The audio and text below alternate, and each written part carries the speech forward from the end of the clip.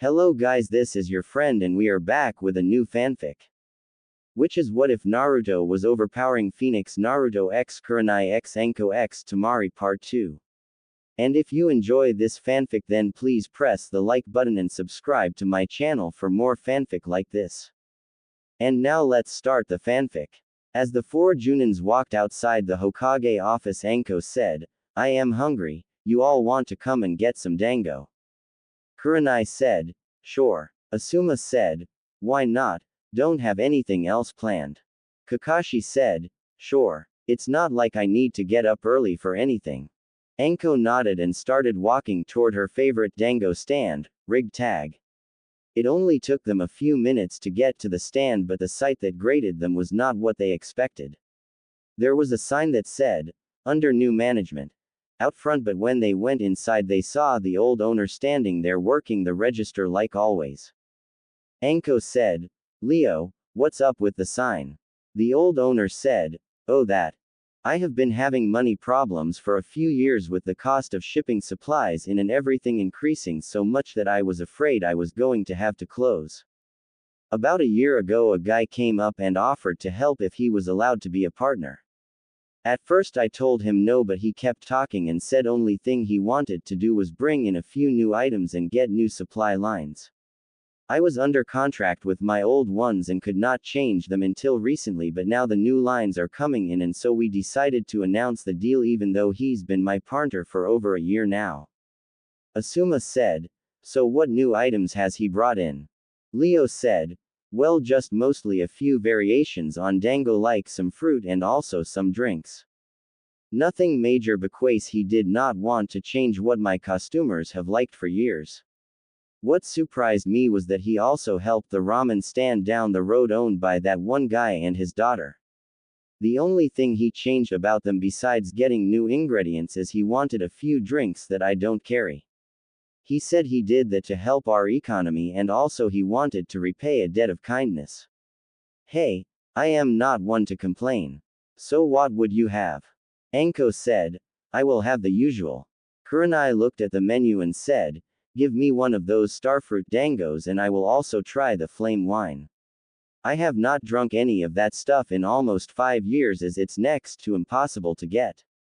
Kakashi said, "I will have a shrimp dango and some sake." Asuma said, "I will have the beef dango and some sake also." Leo nodded and said, "Have a seat and I will bring it out to you shortly." The group did and Asuma said, "That was unusual." Anko said, "What do you mean?" Asuma said, "Well, usually when someone goes into partnership like that they usually want to change names, change the menu, add their own ideas to the company. All this guy seemed to do was just make it easier to do what he already was doing and add a total of 10 items to the list like they were all his favorites or something. Seems like a lot of work to ensure that his favorite foods are available here if you ask me."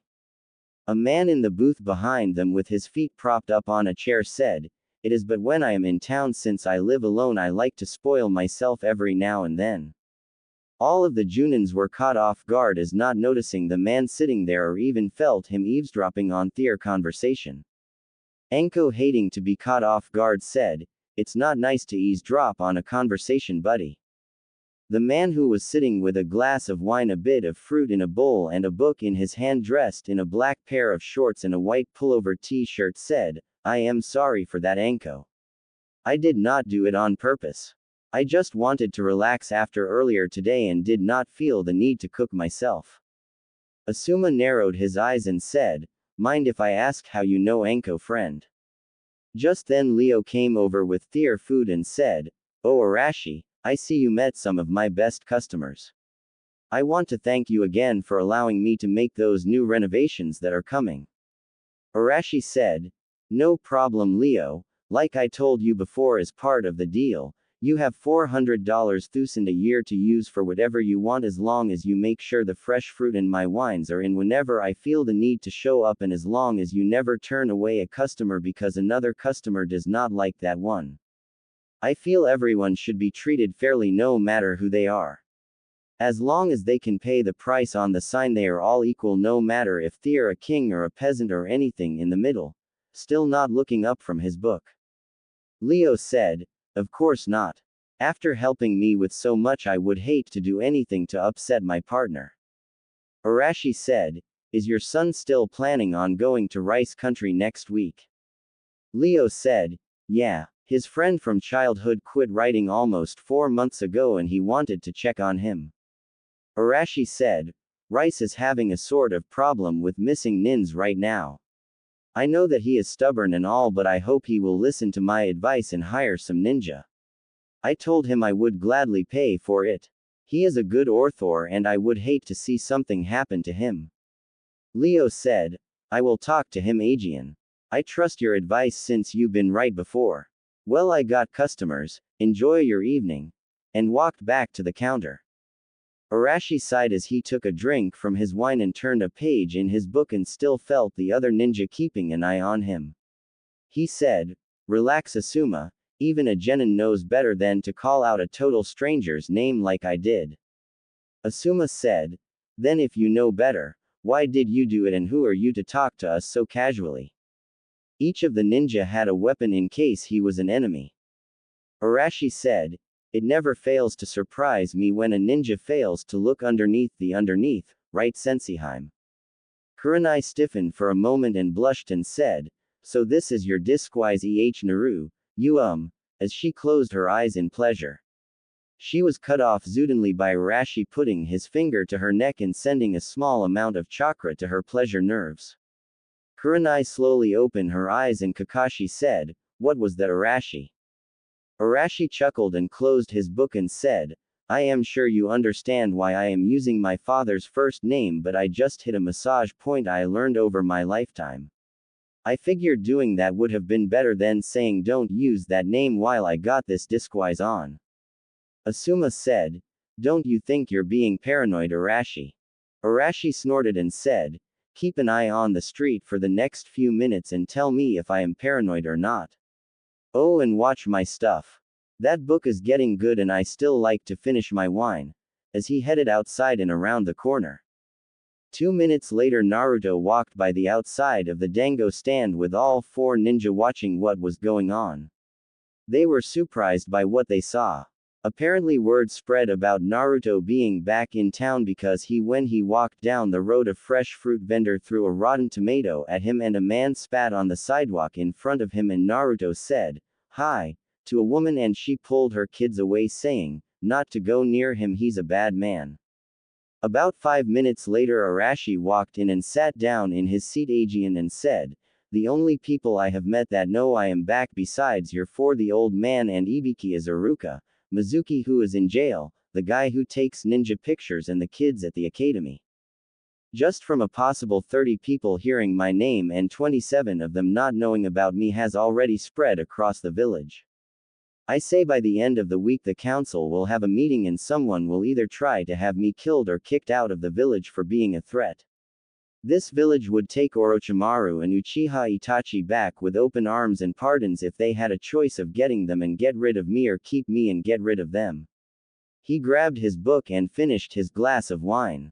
He turned and said, "Enjoy your meals. Don't worry, Kakashi.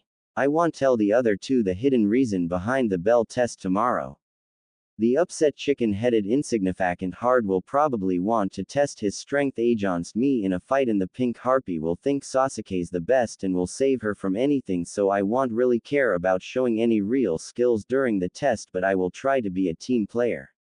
I enjoyed the conversation with you all and hope we can do it Aegean sometimes. It's nice to relax with people you trust." Anko said, "Question Gaki. How come you call her Senseiheim but never call me any type of affection?" Arashi said, "Simple Anko. I promised you in my past, I would never call you those until I killed the Hebatem. I keep my promises. Besides, you won't let any guy get truly close to you until you know that thing on your shoulder will never affect you Aegean. That reminds me, after the exams I will remove yours Aegean. CYA, as he started to walk to the door. Anko screamed, "Wait!" Everyone in the restaurant looked at her. Luckily the owner, Arashi, and the 3 other Junins were all that was in there. Naruto turned and walked back over and said, "Yes.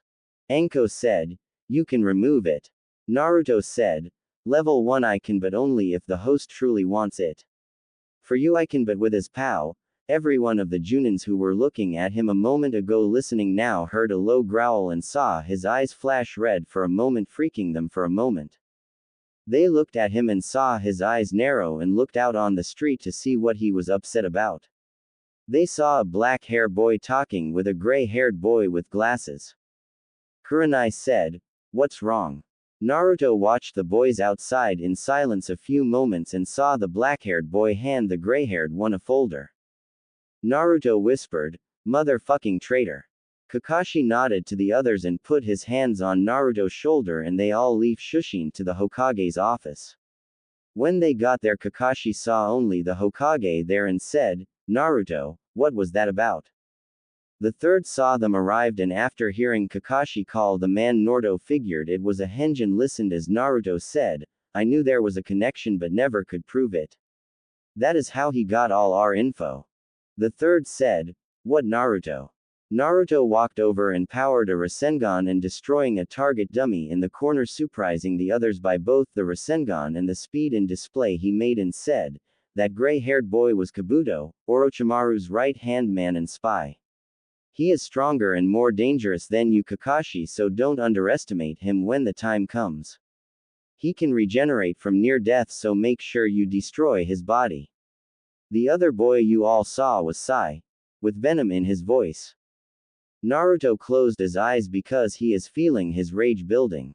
Asuma said, "What's so special about that Sai kid?" Naruto said, "He is a member of Root and Danzo's son." Silence filled the room at that.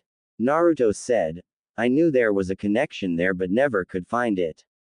I need to calm down before I go out and kill them both." Walking over and sitting on the window sill. The third said, "What happened?" Asuma said, "We ran into Naruto in his disguise he has on at the dango shop. Naruto was just explaining how he was going to remove Anko's curse seal when he saw those two men. We saw his eyes change color and became concerned when he ignored us and we saw the two men talk and one pass a package to the other. We brought him here to find out what that was all about and to calm him down." Naruto sighed and said, "I want to thank you all. Even with all my experience I still act on impulse sometimes. I was not expecting to see that. I guess you Kakashi will be the only teammate I have that won't betray me." Kakashi said, "What do you mean Naruto?" Naruto said, "Sasuke will try to kill me when he defects. After Sasuke defects me and Sakura get specialized training. Me under Jiraiya and Sakura under Tsunade. The lifetimes that those events happen we get a special mission to retrieve Sasuke. You are unable to because of injuries so Yamato replaces you as our sensei and Sai replaces Sasuke. Now I find out Sai is working with Orochimaru pisses me off. As for what I mean by Sakura. If I show any skill Sasuke wants he will promise her a date if he can't get me or you to tell him and use her as his personal spy to look around my home or try and get me to tell. Sorry, I learn from my mistakes." Kurenai said, "Are you sure you're not jumping to conclusions Naruto about this Sai guy?" Naruto said, "Old man, you know Sai right?" The third said, "I have met him before yes, why?" Naruto said, "What was his personality like?" The third said, "I don't understand." Naruto sighed still in his Arashi henge and said, "Danzo groomed Sai since the day he could remember to be his personal servant. He forced Sai to become socially isolated. He has no emotions at all. He won't talk to anyone because he does not know how to. All he knows is how to kill and do whatever Danzo tells him. If he says to kill yourself with a smile on and cry at the same time he will. He does not know how to think for himself. Do you see what I am trying to say? There is no way he would be on the street talking with someone unless Danzo told him to. He can't even leave Root headquarters without Danzo okay?" The third sighed and said, "That is what I was afraid of when he wanted you to be a secret weapon for the village all those years ago." Just then the door opened up and the secretary said, "Sorry to bother you Hokage-sama but Hyuga Hiyashi is here to see you." The third said, "Send him in." but noticed Naruto had disappeared but the others were still there and the training dummy was back in place Aegean undamaged. Hiyash walked in and the third said, "To what do I owe the pleasure, Hiyash?" Hiyash looked at the four in the room and said, "This is concerning something I heard today and might be discussed in private." The third said, "I believe I already know why you are here, Hiyash, but go ahead. I need to finish talking with them after this anyways, so go ahead." Hiyash said, "Very well. I have received reports that Naruto Uzumaki is back." The third said, "Yes, what of it?" Hiyash said, "I also heard he is now a ninja of this village. Am I correct?" The third said, "Yes. Why are you here, Hiyash? Surely you are not just here to learn if a few rumors are true." Hiyash said, "Certainly not. I was notified by several other council members and they want to know why that child has returned and why he was allowed to be a ninja. They are also demanding to know where the child has been for these years. I came here to ascertain the truth of this." The third said, "And what do you plan to do, Hiyash?" Hiyash said, "That demon is too dangerous to allow back in this village. If he is not removed from this village, the council will have no choice but to remove you and have a new Hokage named." Naruto dropped the disguise in the corner and said, "Actually, Hiyash, the council would be overstepping its boundaries if it tried to remove me." Hiyash was surprised that he had not seen the boy in the corner but hid it and said, "Why is that boy?" Naruto said, "Oh, it's boy now. At least you're smart enough not to break the third's law while I am officially here in the office. Very well, I will tell you why the council can't. The laws of this village are on my side this time. Hyuga-san." Hiyash said, "You will do well to show respect to your superiors." Naruto said, "I did, seeing as I am a clan head myself and also a council member." This got everyone's attention, not knowing what he meant. Hiyash smirked and said, "Really now, boy? What makes you think you have either of those rights?" Naruto smirked himself and said, "Allow me to show you." And he walked to the picture of the Yondaime and cut his finger and put the blood on the picture and it morphed into an open safe. Hiyash was surprised along with everyone else and Naruto reached in and pulled out a scroll and said, "This is the proof I need, Hiyash," and tossed him a scroll. Hiyash opened it and paled at what he read. Hiyash said, "There must be a mistake." Naruto said, "Nope. The blood seal on the safe is proof, and if my grandmother comes to the village, then all it would take is a simple blood test." The third said, "What exactly does it say, Hiyash?" Naruto said, "Go ahead, I don't mind. I have my copy of that anyways, so if someone were to destroy it, I still have proof." Hiyash handed the scroll to the third and after thinking for a moment said, "That proves you're a clan head. That does not make you a council member though." Naruto said, "Actually, you're right. I actually have 4 council seats." Hiyash narrowed his eyes and said, "What do you mean?" Naruto said, "I have my father's seat based on the laws of Konoha's charter state that all Kage's living or deceased closest living relative is automatically given a seat on the council forever. Second, I have my family seat since my family was one of the original clans of Konoha like yours, so that is my second seat. My third seat is mine because of my grandfather's family and because he is not here in the village and I am the only blood relation of his family in the village, I have his seat." The third said, "I know Tsunade as your grandmother, but who is your grandfather?"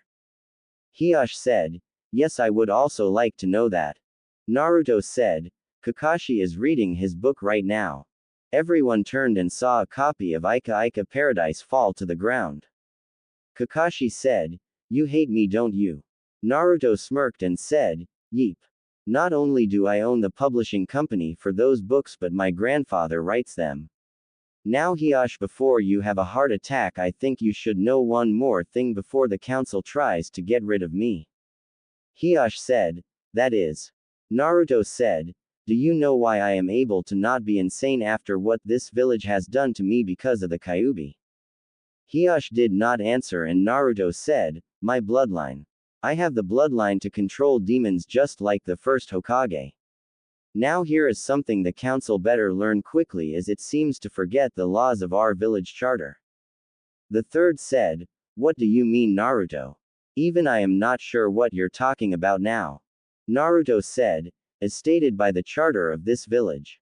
Any founding family member of Konoha that is from a founding clan has not only free travel to come and leave as they please but also any structures or resources built on the lands that were divided among the original clans are always owned by those clans and cannot be taken away, given or sold by anyone.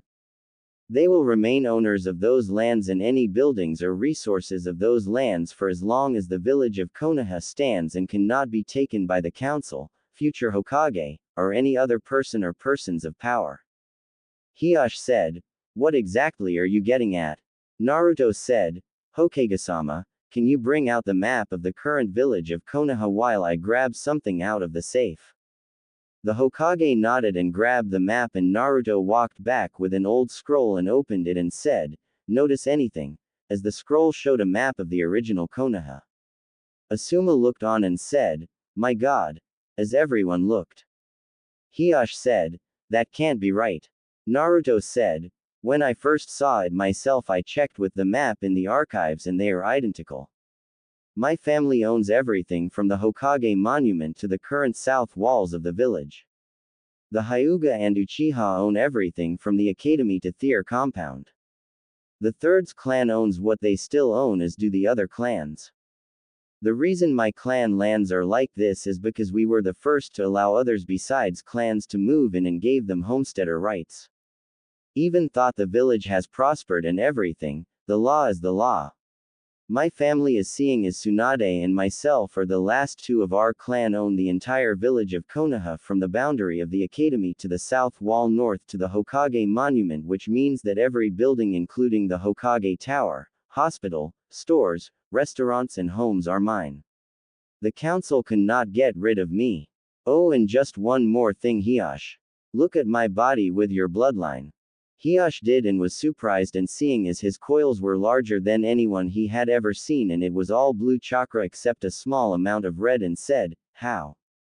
Naruto said, I have almost absorbed all of Kyuubi's power as my own. As far as the council should care, by the time I am 16 it will be dead if not sooner. I am sure you don't want to call me demon again, do you, Hyuga? Especially with the power you can see is at my disposal to either defend this villages as I plan to like my family has, or if the village wishes to make me an enemy. Hiyashi said, I have a lot to consider. Trying to figure the best way to use this to his advantage. If what Naruto said is true, then he has Konoha by the balls. Naruto sighed and said, Hiyashi, I may not like you and you may not like me, but I have a proposition for you I think you might actually like. Hiyashi said, what's that? Naruto said, how would you like to be rid of the cage seal on your family forever while still able to secure your bloodline? This got everyone's attention and Hiyashi said, what do you mean? Naruto said, nobody knows my true skills because I left the village to train. During that time I have become a sealmaster of sorts. In fact, my skills helped me speed up the process to kill Kyuubi. After I become Chunin, I plan to go for my Junin status right after and my sealmaster certifications. I have designed a seal after I heard the detail of what happened with Cloud and your brother. Hiyashi narrowed his eyes and Naruto said, I know the entire truth. Hiyashi and Neji and Hinata both I feel lost on that deal. It's for them that I made a seal that would still seal the bloodline at death but would make it where you could put it on everyone and not on their foreheads but over their hearts. If you would like I can have Hinata bring them by sometime this coming week and let you have your own experts look at them. I also can remove the cage seal if you want. The only real difference is the seal won't be able to torture a branch member like your current seal does. But if everyone has one then you don't need a branch family, but that's your clan. I just thought I would try and make peace with your clan and mine. I plan to restore my clan and I don't want my children to have to deal with any animosity if I can help it. Hiyashi said, before I decide on anything I would like to know how you know about the incident and what exactly you know. Naruto said, while I was traveling I met a missing nin from Cloud. He told me about how he was supposed to meet the man you killed and help bring Hinata back. He did not know I was from here at the time because I was hanged into a missing mist nin.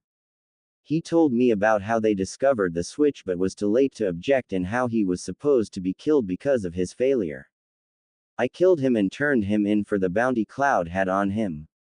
Anyways, after that I went to Cloud and turned in a bounty on the man, and while I was there I broke into the record office and found out more info. Apparently they found out your brother took your place to save your life. I also found out that they had help from a Hyuga named Hiri in getting the details of your family home. Hiyashi narrowed his eyes and said, "Do you have any proof of this?" Naruto said, "All I got is the mission scroll the Cloud Nin I killed had on him. He was supposed to destroy it but used it as a bargaining chip to keep Cloud from sending hunters after him. It detailed when and where to meet Hiri and what he was supposed to deliver for the info." Everyone in the room was stunned at this, and Hiyashi dropped his emotionless mask and said, "If you do have that I will make you a deal." Naruto said, "Give me about 5 minutes and I will be back," and flamed Shushin away. Hiyashi looked at the third and said, "Did you know this?" The third said, "No. Only thing I know for sure is Naruto found out who his family is and then said he was leaving to train. He is back now, but almost everything from the time he left to when he got back I know nothing about. I will tell you this. What he has told me is true." Just then a flame Shushin appeared and Naruto had a scroll and looked at Kakashi and said, "Sharingan can't copy it. I mix my wind affinity with the demon Charka to cause the effect." He then walked over to Hiyashi and handed the scroll and said, "Here you are." Hiyashi opened it and began to read it and said, "I can't believe he would do that." Naruto said, "I believe it. From what I can tell he is one of your council members in your clan. His father was going to be named clan head but yours was instead, and I guess he has a grudge. Am I right about him being on your council?" Hiyashi nodded and said, "Yes." Naruto said, "Well, what is this deal you spoke of?"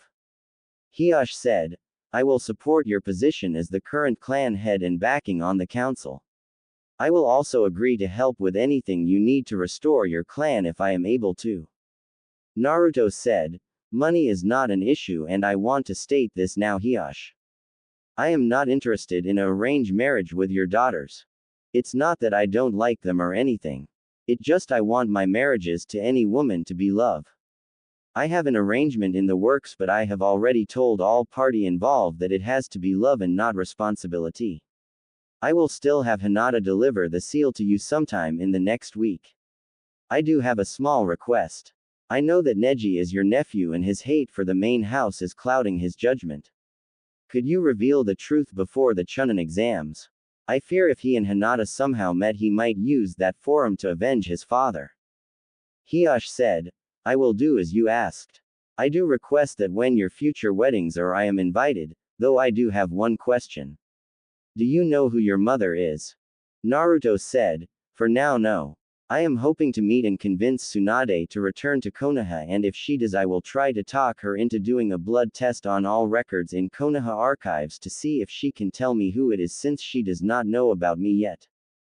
Hiyashi said, "What do you mean?" Naruto said, "When Tsunade had my father the village was at war. She hid him in the orphanage to protect him from her enemies. My father did not know about her being his mother until he became Hokage and performed the same request I am going to ask of Tsunade. Since until I returned from my training trip the only person who knew I was Arashi's son was the third. I am using it to my advantage to get everything set up for my clan's return to Konoha. However, I do still have laws to protect me should the council try anything to stop me or my clan." Hiyashi said, "If I may ask, how do you know the laws of this village so well?"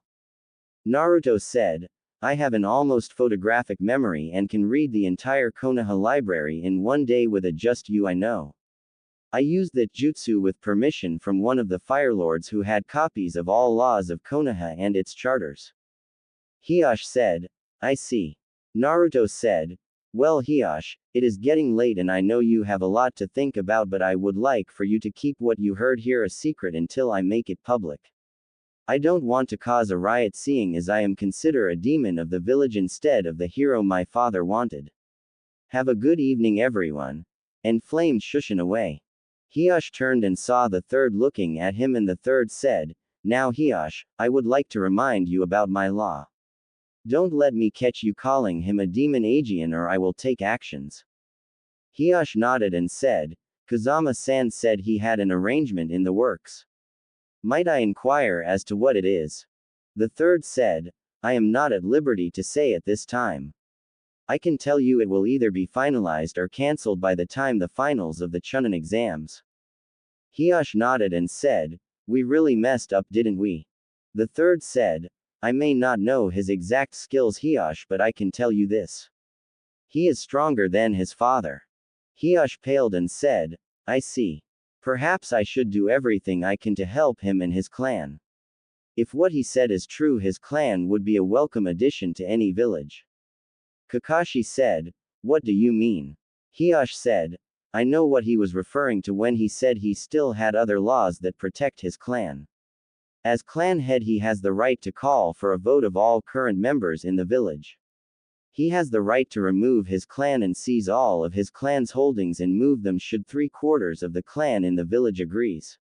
Since he is the only clan member in the village he can take his clan to any village he chooses. The third paled and said, I hope you will do what you promised Hiyosh. If he becomes upset without village he can destroy it without lifting a finger. Hiyosh nodded and left. The Junins looked at each other and Anko said, Gaki was right Aegean. The third said, What? Kurenai said, Earlier when we told him he was being paranoid hanging in public he showed us he was not by walking down the street as himself and saw the villagers being cruel. He also said the council would try to get rid of him by the end of the week. Looks like that started also. Kakashi said, Why do I keep feeling like I am the child when he is in the room? The third said, Because ever since I met him at the age of 5 and he told me the truth, I felt the same way. Asuma said, I want to know how he did that to you at the restaurant. Kurenai blushed and said, None of your business. I need to go. And she left in a swirl of leaves. Kakashi said, You really enjoying this aren't you? Asuma said, Yeep. I think she could use someone in her life. Kakashi said, I thought you both had a thing going. Asuma said, Well, we just hang out mostly. Hell, the last 2 times we tried dating we never even kissed. Kakashi nodded and said, You have anything you want me to work on Hokage-sama? The third said, Try to evaluate him if you can Kakashi. Kakashi nodded and left in a swirl of leaves. Anko started walking toward the door but stopped and said, I know the Gaki has a reason for not doing it now but do me a favor and find out why he won't remove it now for me. The third said, I will but it will be hard. Anko nodded and melted into the floor. Asuma looked at the third and said, So what's really going on dad? The third said, Honestly I don't know. The more I think I understand the less I actually do. Asuma said, Do you really trust him? The third sighed and said, Truthfully. No. It's all too convenient. If what he says is true then I have no choice but to trust him but it's all a little hard to believe. I am going to get a hold of my former students and find out if what he said is true. If it is then I have more proof than his word.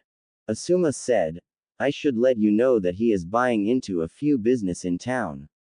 Either he is truly saying the truth or he is setting something up. The third nodded and said, For now I want you to train your team normally. I may change everyone's training if I find out later that he is telling the truth.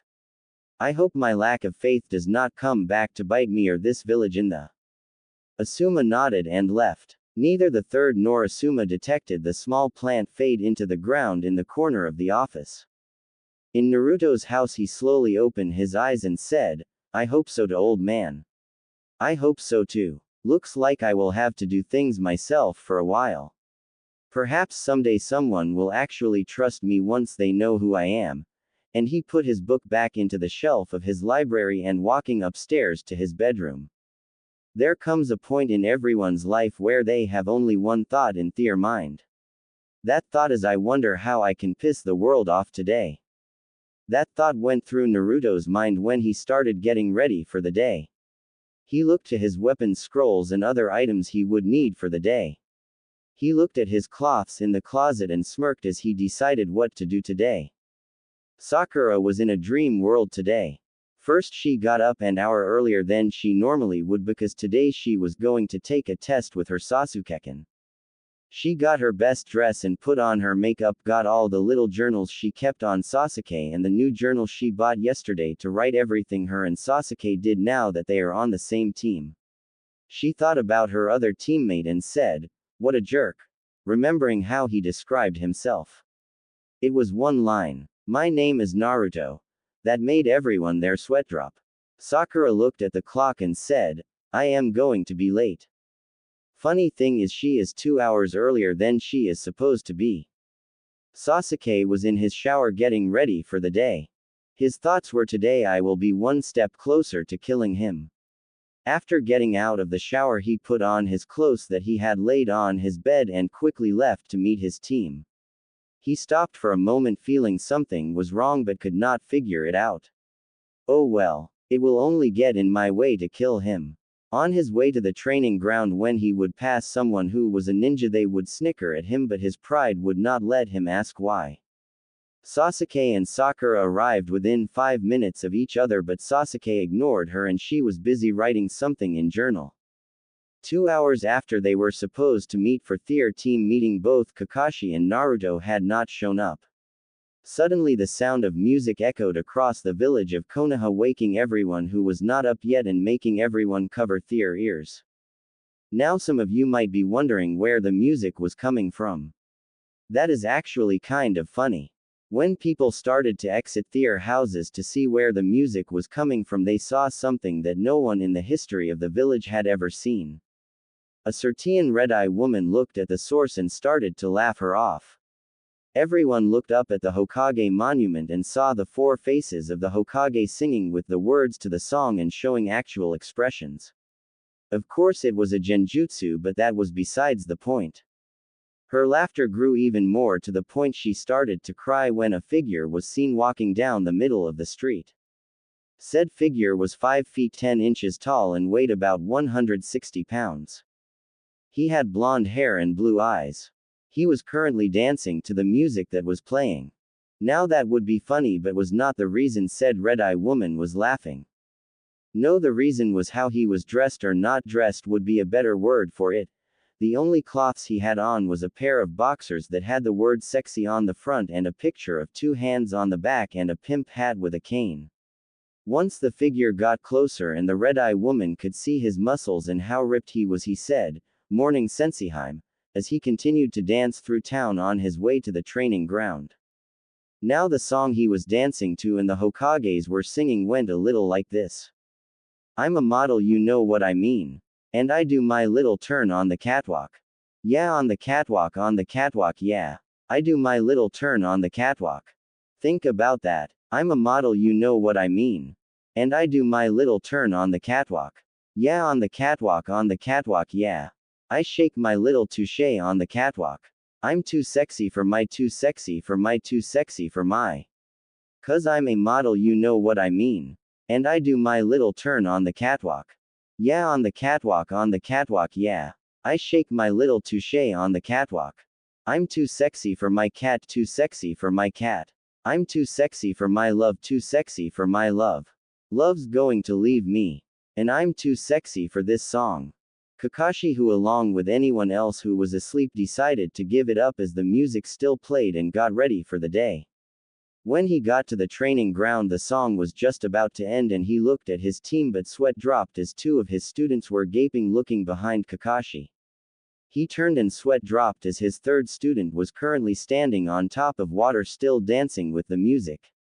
As the final line of HTE's song hit, Naruto took off his pimp hat and threw it and his cane in the air. Just at the last word they went up in a puff of smoke and suddenly everyone's attention was diverted to Sasuke as he was consumed in a puff of smoke. When the smoke cleared, the shirt Sasuke had on now had changed. His traditional blue Uchiha shirt was now a sleeveless t-shirt that said, "I am an upset." Chicken. Headed. Insignificant. Hard. Kakashi's sweat dropped and Sakura fainted from the mental trauma. Sasuke was fuming on the inside and Naruto looked like nothing was wrong. After reviving Sakura, Kakashi said, "Now that everyone is awakened," looks at Naruto who is still dressed only in his boxers. "Ready, I guess I will now explain the test." He pulls out 2 bells. Kakashi said, "Now, you have 3 hours to get these bells from me and the one who does not has to go back to the academy. Come at me with the intent to kill. Begin." Sasuke and Sakura disappeared into the surrounding area and Naruto just leaned against a tree and pulled out an Enpa don't own any right and scrolled down the list of song. Kakashi's sweat dropped and said, "Compared to the others you're weird." Naruto smirked and stood up stretching and said, "This one's for you Kakashi," and hit play. Naruto got into a stance Kakashi recognized as the Iron Fist style guy used and said, "Oh shit," as the music started playing across the entire village Aegean as the Hokage sang.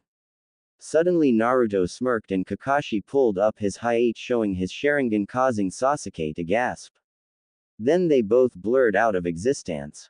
Everybody was kung fu fighting. Those cats were fast as lightning. In fact it was a little bit frightening. But they fought with expert timing. They were funky China men from funky Chinatown. They were chopping them up and they were chopping them down. It's an ancient Chinese art and everybody knew their part. From a feint into a slip, and kicking from the hip. Naruto appeared within leg sweep that Kakashi jump and then Naruto jumped to match his jump and they started trading punches. Then blurred out of sight Aegean. Everybody was kung fu fighting. Those cats were fast as lightning. In fact it was a little bit frightening. But they fought with expert timing.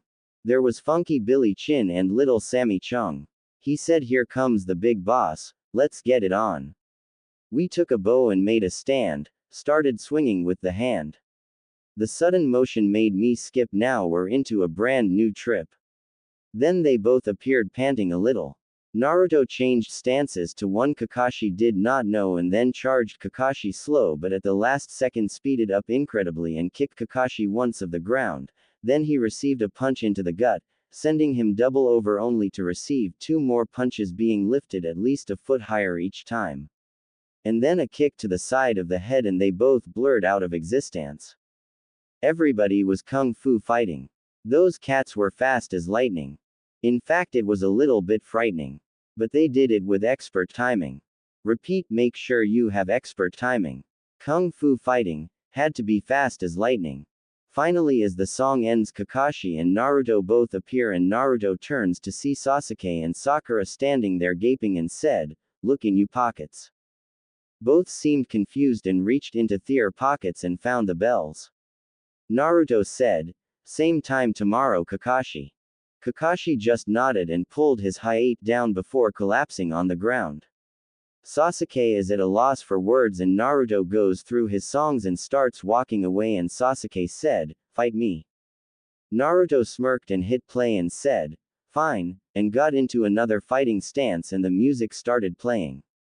As they got into a fighting stance the music said, "Fight for you right. Fight for you life. Mortal Kombat." And both Naruto and Sasuke charged and in one punch Sasuke was on the ground and Naruto said, "Flawless victory," and walked over picking Kakashi up and flame shushin to the hospital.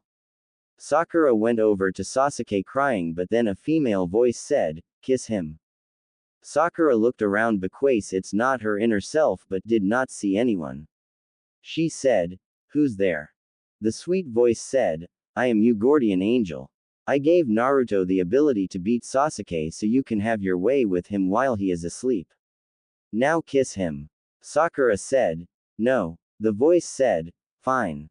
I guess I will go and be Ino's Gordian instead and help her get Sasuke." Sakura screamed, "Wait. I will do it." The voice said, "Good. Do it." And Sakura slowly bent down and kissed the Uchiha. The voice said, "Now as payment for this you must be friends with Naruto and not hate him for hitting Sasuke or you will never be able to do this or anything else Aegean. Understand?" Sakura stuttered, "Yes." The voice said, "Good. I will keep watch and if you disobey me I will know."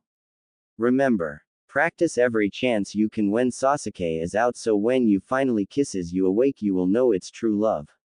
Also never be mean to your other teammate. He will save your life once. Sakura nodded and said, anything else? She only heard silence. At the hospital a Sertian blonde was chuckling to himself as he walked out the hospital getting the info from his cage Bunshin Naruto his sexy no jutsu self. Once he made it outside he looked through the songs on his NPOD one more time finding the song he was looking for.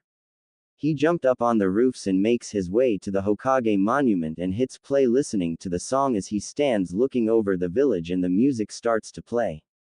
I'm so high, I can hear heaven. I'm so high, I can hear heaven.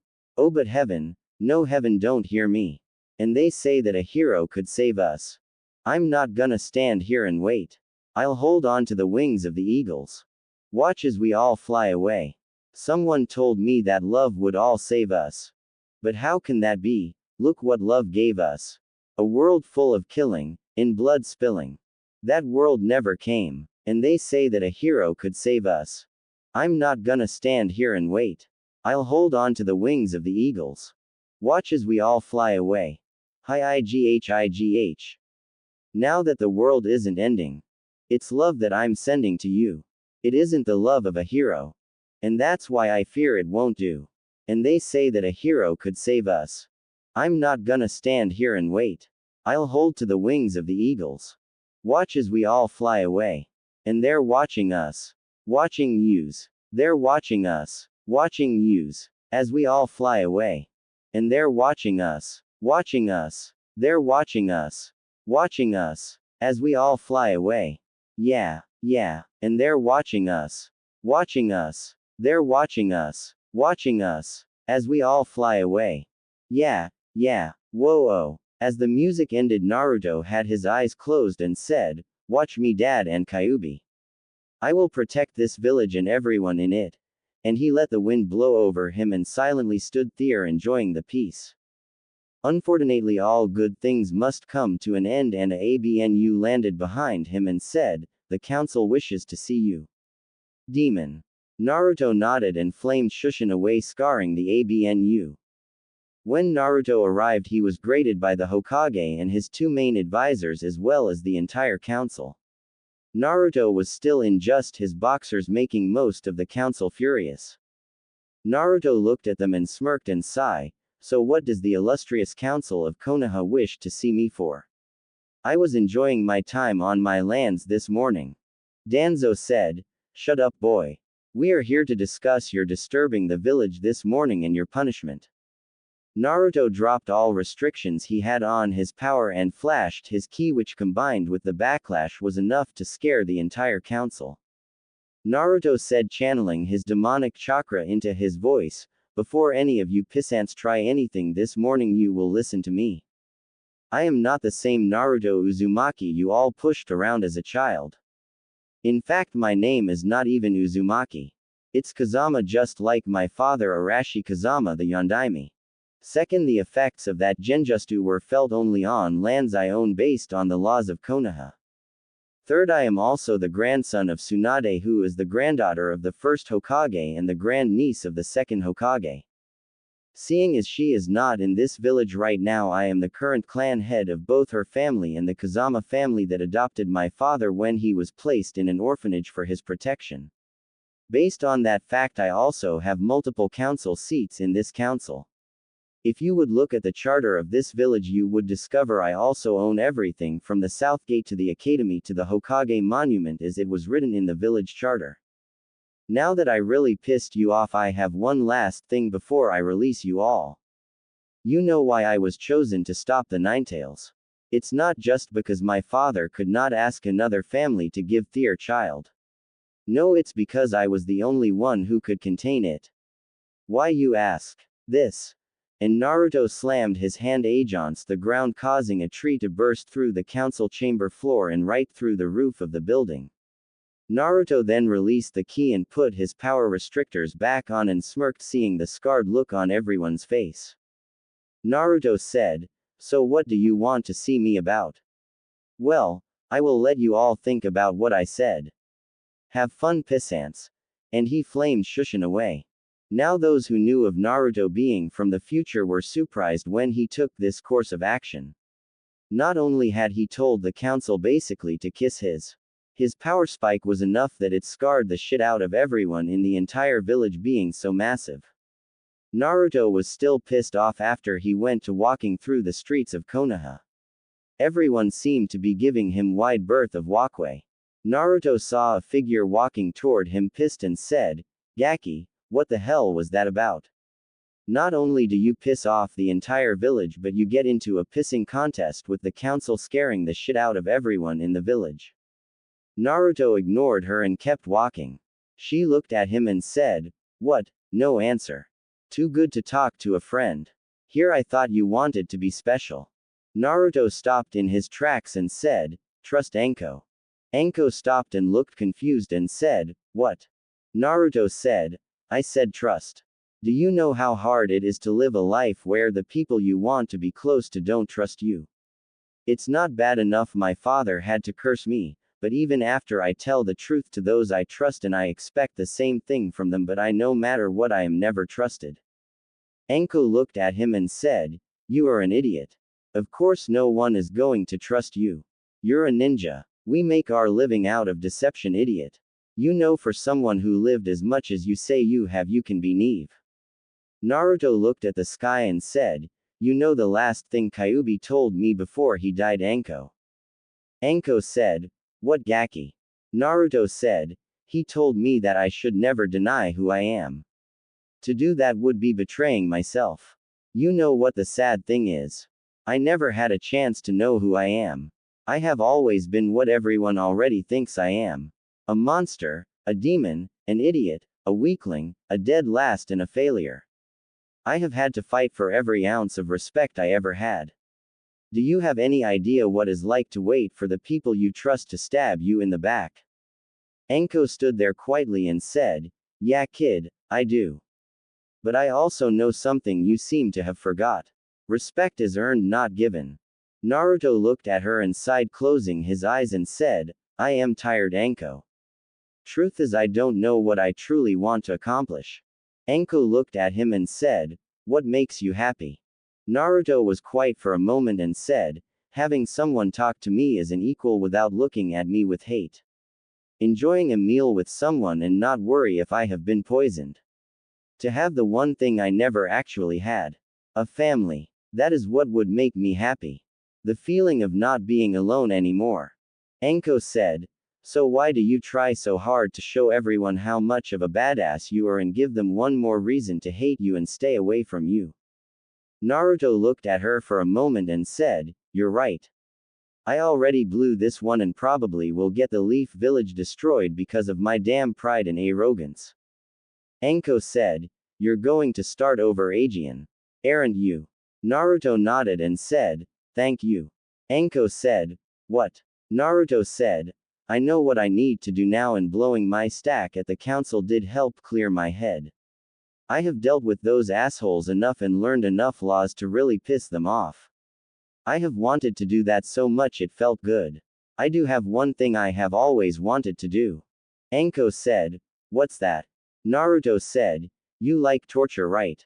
Anko nodded her head slowly and Naruto said, "There is a certain guy the first want to have a little fun with before I start over again."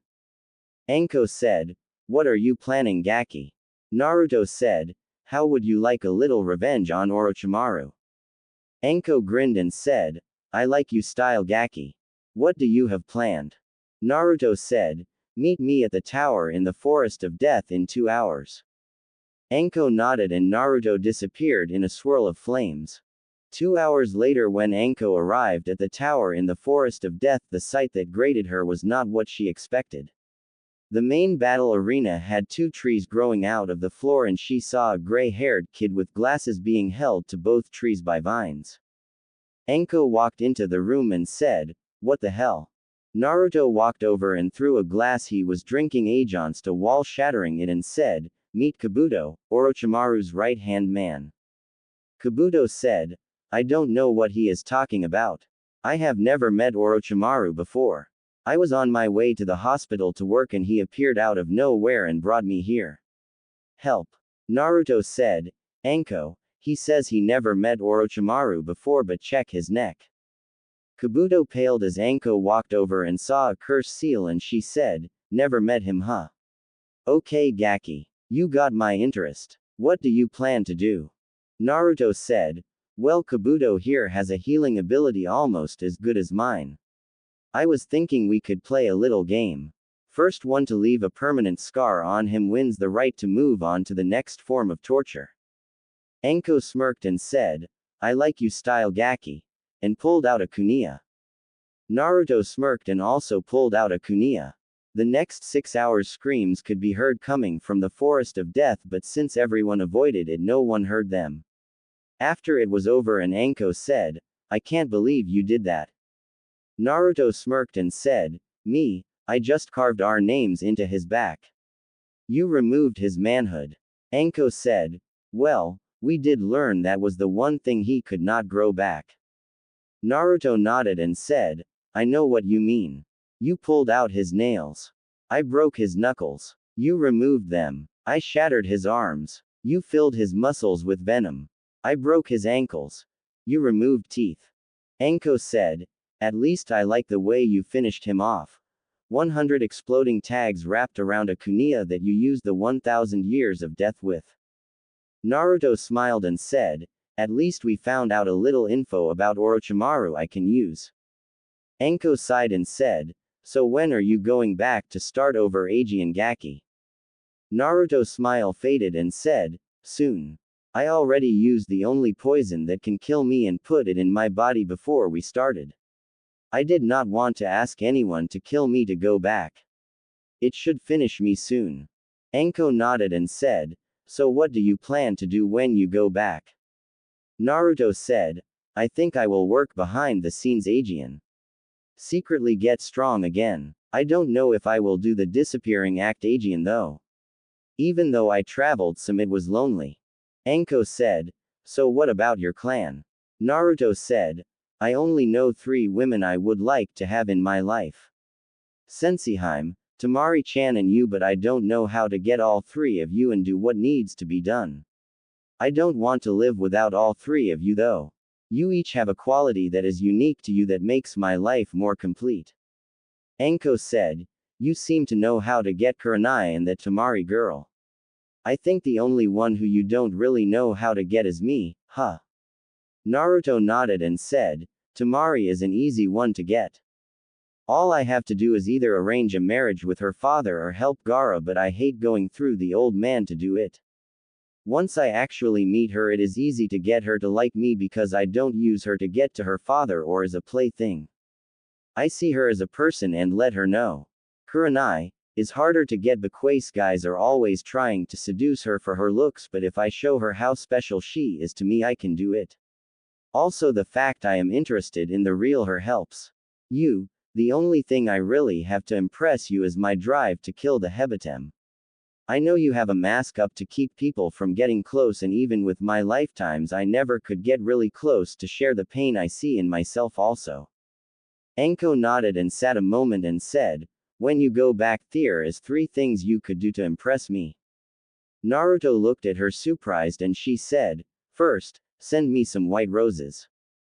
They're my favorite but don't tell who they are from. The second thing will be harder for you to do but I have faith in you. When Orochimaru took me as an apprentice I had a locket with a picture of my parents and me.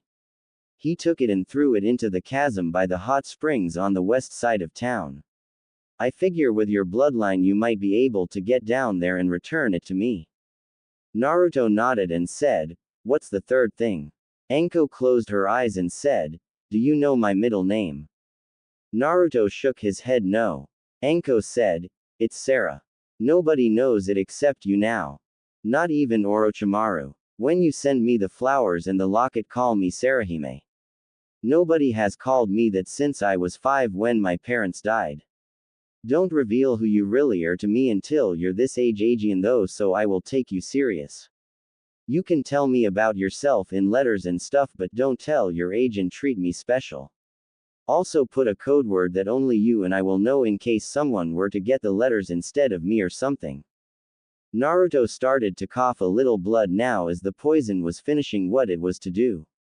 Anko looked at him sadly with a tear in her eye and said, "One more thing, Gaki. Explain to me in your letters the truth of who you are, but not enough for me to figure out, and tell me about how you are the last of your clan, but make sure I know you are not an Uchiha. Also tell me about Kurenai, and if you get the sand girl also, so I don't think you're cheating. Tell Kurenai also so we can both get used to each other. And I want you to know I do like you. I have ever since our fight back a few years ago, even though I did not know who you were."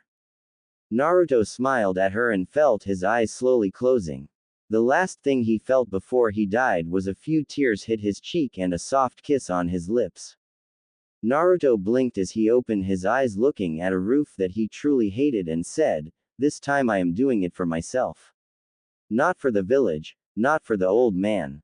This time I am doing it for myself, and I will also find myself." And with a new conviction he got out of bed and looked out the window and smiled a true smile and said, "Today the real Naruto Uzumaki Kazama shall be born." Naruto, after getting dressed for the day, he went and saved that same idiot who was about to be killed by a falling plant, and sighed as he made his way to the Hokage's office. Naruto ignored everyone who tried to stop his as he walked right to the door. Two ABNU who were standing at the door went to draw a weapon, and Naruto never looked at them and said, "If you value your lives, you will let me see the Hokage," as he walked past the two stunned guards who never dreamed a 5-year-old kid would say that. By the time they recovered enough to move, they fell to the ground as a pressure point was hit on each of their necks. Naruto walked into the Hokage's office, ignoring the questioning look the Hokage was giving him. Naruto walked right to the picture of the Yondaime and bit his thumb and smeared blood on it, shocking the third Hokage. He reached in, pulled out a scroll, tossing it to the third, and said, "Long story short, I know who I really am, and I know why you did what you did. I respect you for that, old man, but I am tired of being the village's plague. I got things to do and you can do what you want. I don't want it known who my father is yet, so don't tell anyone. My name is Naruto Uzumaki Kazama. I don't really care if most of this village thinks I am Kyuubi or not, but I will be taking my family name when I am ready. I will be around sometime. Don't be surprised if you can't find me or I go missing for a week or two. I will be back. By the way, use Kajbunshians to do your paperwork." And he turned to walk out. The third screamed, "Wait." After getting over the shock of little 5-year-old Naruto come in until he knew the secret that only he knew, and opening a safe that he did not know about, but Naruto kept on walking, he hanged into Asuma and went to the ally to meet Kurenai Aegean. Meanwhile, back inside the Hokage tower, the third opened the scroll Naruto tossed him, and it did in fact state Naruto was Arashi's son, but what surprised him is when he saw Arashi's true mother was listed. He sighed, not knowing what to do. He quickly called for ABNU to get some people for him. When Kurenai went to kiss Asuma, kissed her back more passionately than ever and pressed the pressure point on her neck to send her into pleasure. She moaned at this, and Naruto broke the kiss and said, "Senseiheim. I am not Asuma. This is a henge. I won't tell you who I really am yet, because you will be surprised when you find out who I am. I will tell you this. I am younger than you, but to me age is meaningless. I have admired you from a distance, but not because of your beauty, but for your compassion and caring nature. When the time comes, I will reveal the real me. Until then, goodbye, Senseiheim." And he flamed shushin away, leaving a shocked Kurenai. Naruto appeared inside the forest of death, and having already activated his bloodline, he began rebuilding his home. Having done it before and knowing what to do, he was able to finish most of it within a few hours. His new home was basically a 2-story house, but did not have any windows or inside walls. It was just a big house with 2 floors and the outside walls and roof. The finer things like furniture, electric, water, sewer, among other thing would take time, but for now the basic house was built. It took most of his chakra to do this. His demon chakra helped, but he would have to begin retraining his body. He sighed as he ate the fish he had a clone catch and cook. Naruto walked into his new home and said, "This is going to be fun." And opened a dimensional portal and pulled a scroll out of it and unsealed a bed. He then got out some paintbrush and ink and got to work on some seal. After he was done, he laid down on the bed and said, "Thank God Kyuubi taught me how to put stuff in dimensional pockets. No matter when I am in time, I can get stuff in or out of it. It helps not having to rebuy stuff. Oh well. This is going to be a fun week." And went to bed not even concerned that the third Hokage had 10 of his most trusted people out looking for Naruto. Naruto woke early the next day. Quickly getting ready for the day, he went and wrote out a scroll and sealed it and left Shushin back to the Hokage tower, shocking many of the ninja who were there to get their mission. Naruto walked up to the mission door office and said, "I request a mission." The third said, "Naruto, you're not a ninja, so you can't ask for a mission. Also, I would like to talk to you in private." Naruto said, "You misunderstand me, Hokage-sama. I do not want a mission. I wish to commission a mission." The Hokage blinked and said, "And what would that mission be?" Naruto said, "I wish to pay for 2 S-class missions. I also request for the mission to be carried out by the same person." The Hokage said, "S-class mission, you say? You know they are expensive, Naruto. I also would like to know what the missions are." Everyone in the room was listening in, and Naruto said, "They are both delivery missions. One is to Jiraiya of the Sannin and the other is to the Kazekage of Suna. The third scroll here is for Kakashi alone to read." The third blinked and said, "Would you mind explaining to me why you want that?" Naruto said, "All you need to know is that I want both missions carried out by Hatake Kakashi, and that if either of my scrolls are opened besides the intended person, the repercussions will be severe. Also, he must wait until he receives an answer to both scrolls. As for the pay here," throwing a scroll on the table, "there is $2 million in that scroll. Now do you accept my missions, or do I take my money and mission elsewhere?" Naruto said, ignoring the looks everyone was giving him. The Hokage was shocked and saw everyone of the ninja in the mission room looking at him to see what he was going to do. The third said, "Very well. I will accept your mission. I still wish to." He was cut off by Naruto leaf shushing away, shocking everyone. Aegean. Naruto appeared back at his home and began the task of rebuilding his home. The Hokage sighed and looked in the scroll and indeed did find the amount Naruto said. A Chunin said, "Hokage-sama. What was that all about, and how did that boy use a shushin that only Chunin or higher know?" The Hokage looked up and said, "Mizuki, I don't have to answer your questions now. I have things to do, so get back in line to wait for your mission." Mizuki nodded and got back in line, filling this for later. The Hokage looked at the 2 scrolls Naruto had given him and the mission money, trying to figure out what was going on. He continued handing out missions, and around noon he finally got to the last scroll. He decided he would not send them out until he got answers. The next day Naruto got ready for the day and brought out more scrolls with stuff he has for his home. He then created some kajbunshions to work on the house, and he hanged into his disguise of Arashi and started getting things he needed for his home. Food, bathroom supplies, things of that nature. Stuff you don't really want to stock up on. As he was walking through the village, he saw a group of villagers gathered outside his old apartment. Carefully he slowly walked closer to listen to what the group was there for. "You mean the demon has not been here today? Where could he be? I heard he attacked the Hokage. I heard he used his demon power to attack some ABNU yesterday. I say we find and kill him." Naruto said, "Pardon me, friends. If you're talking about the blonde with whiskers, I saw him sneaking into the women's side of the hot springs on the west side of town now." The group, which was all men, screamed, "Let's get the demon," and charged for the hot spring. Naruto turned and saw a woman he was hoping to see standing on the corner of the street looking at him and said, "You know, I should have you taken to the Hokage for doing that to the Gaki. The kid has a hard enough life without assholes making it tougher." Naruto said, "I would agree if I did not just set those idiots up to get the shit beat out of them." I happen to know that most of the Inazakas visit the hot springs today and they don't like perverts. Also, the kid does not live here anymore. He has a new home hidden away from most of the village. The woman said, if what you say is true, then I like your style, Gaki. By the way, I know you don't really look like that. I can tell it's an advance henge. Also, how do you know where the kid is now? The Hokage was looking for him yesterday and no one could find him. Naruto nodded and leaned it against the wall and said, I know where he is, but I respect his privacy. You're right. This is an advance henge that can't be dispelled by anyone but me, and even a Sharingan can't see through it. I have my reason for doing this, but you don't need to worry about that. I will tell you, I am not an enemy of the leaf. Anko walked over to him and said, you know I have to take you in since you're not allowed to be in a henge in this village without permission from the Hokage, and since I don't know who you are, Gaki, I can't trust your words.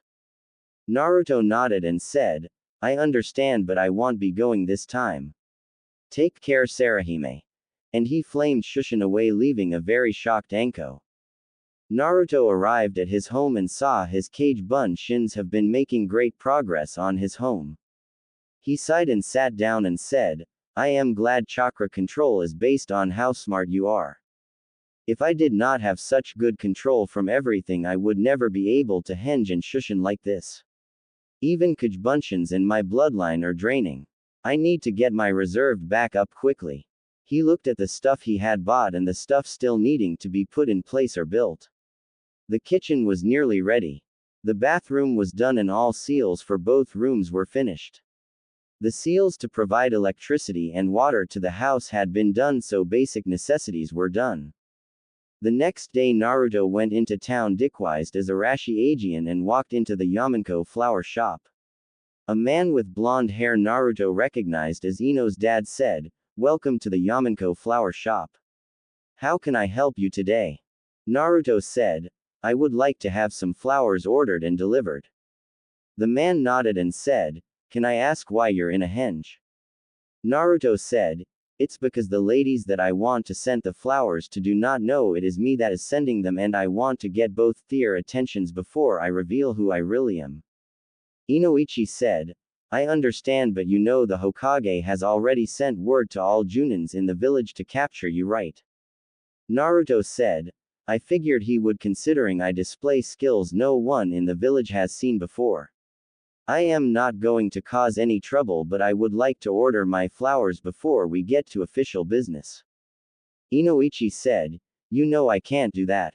Naruto sighed and said, If I can give you some proof I am a member of the Leaf Village, would you let me get my flowers and leave saying I escaped? Inoichi said, Why would I do that? Naruto walked over to a set of flowers and said, Growth. And the flowers grew dramatically. Naruto turned and said, I am the great-great-grandson of the Shodaime Hokage. I am also the last of my clan that can carry on my family line. I don't want the people of this village to know who I am because the village has lost my respect. I won't reveal who I really am until my grandmother and grandfather arrive. I am not hostile to the village because if I were, the village would not be standing. Catch. And he threw a scroll flame Shushin away, leaving a shocked Inoichi who thought it was an attack but instead was a scroll. He looked around the shop and opened the scroll and was surprised by what was inside. It was an order for white roses and jasmines, but what surprised him even more was the note to the Hokage and who the flowers were for, as well as the payment. He quickly closed the shop and went to the Hokage's office. When he got there, he saw the third was at his desk and said, Pardon the interruption, Hokage-sama. The third looked up and said, What is it, Inoichi? Inoichi said, The gentleman you asked everyone to be on the lookout for came to my shop a little while ago. The third nodded and Inoichi said, He wanted some flowers ordered and all, and he showed and told me something before escaping I think you should know. He claims he is the great-great-grandson of the Shodaime Hokage, and from the display of manipulating plants I say it's a good chance. He also said he is not a threat to the village but said that we have lost his respect. He said he won't reveal who he is until his grandfather and grandmother arrive. The third looked at the scrolls on his desk and said, I see. I believe I know who he is now. If he is who I think he is, then I know why he is in Henge. Did he say anything else? Inoichi said. He said he was not hostile to the village because if he was, it would not be standing. He said he was the last one who could carry on his family line. The third closed his eyes and said, "Who were the flowers for?" Inoichi said, "Actually, that surprised me the most. Kurenai and Anko." He said he was in Henge because he was not ready to reveal who he was yet to either of them. The third coughed and sat up at his desk and said, "Thank you, Inoichi. Go ahead and fill the orders if he paid in any further orders. Don't worry about stopping him for now. If I am correct who he is, then I believe what he said is true. Also, don't tell anyone about him being the first descendant." Inoichi nodded and left in the third side before sending a message for Kakashi. An hour later, Kakashi arrived at the Hokage office and said, "You asked to see me, Hokage-sama." The third nodded and said, "I have a mission for you." Kakashi said, "Does this have anything to do with Naruto?" The third said, "Yes. I assume you heard he requested a mission earlier this week." Kakashi nodded behind his ABNU mask and said, "I don't know how he knows me though." The third said, "Neither do I, but he left a scroll for you to read." And he handed it to Kakashi. Kakashi opened it and began to read, and after a few moments said, "You have some explaining to do," dropping all pretenses of respect. The third blinked and said, "Let me guess. He told you who he really is?" Kakashi said, "Among other things. Why did you not tell me?" The third said, "I did it for his best interest." Kakashi slammed his fist into the table and said, "His best interest? Bullshit. I have seen what he has been through, and his best interest was thrown to the side the moment you changed his name." The third sighed and said, "I admit I made some mistakes in dealing with him. I did the only thing I could think of to save his life." Kakashi sighed and said, "Give me the scrolls, I will take the missions." The third said, "What exactly are they, Kakashi?" Kakashi sighed and said, "I don't know. It just told me who he is and that he needs those scrolls delivered and wait for a response to both. He said I would be the only one Jiraiya would halfway listen to, and he does not want too many people to know who he is yet. He also said I won't be able to find him because he has built a home somewhere only one person besides himself goes." The third sighed and said, "I wish he would tell me what's going on." Kakashi blinked and said, "You did not tell him who he was, did you?"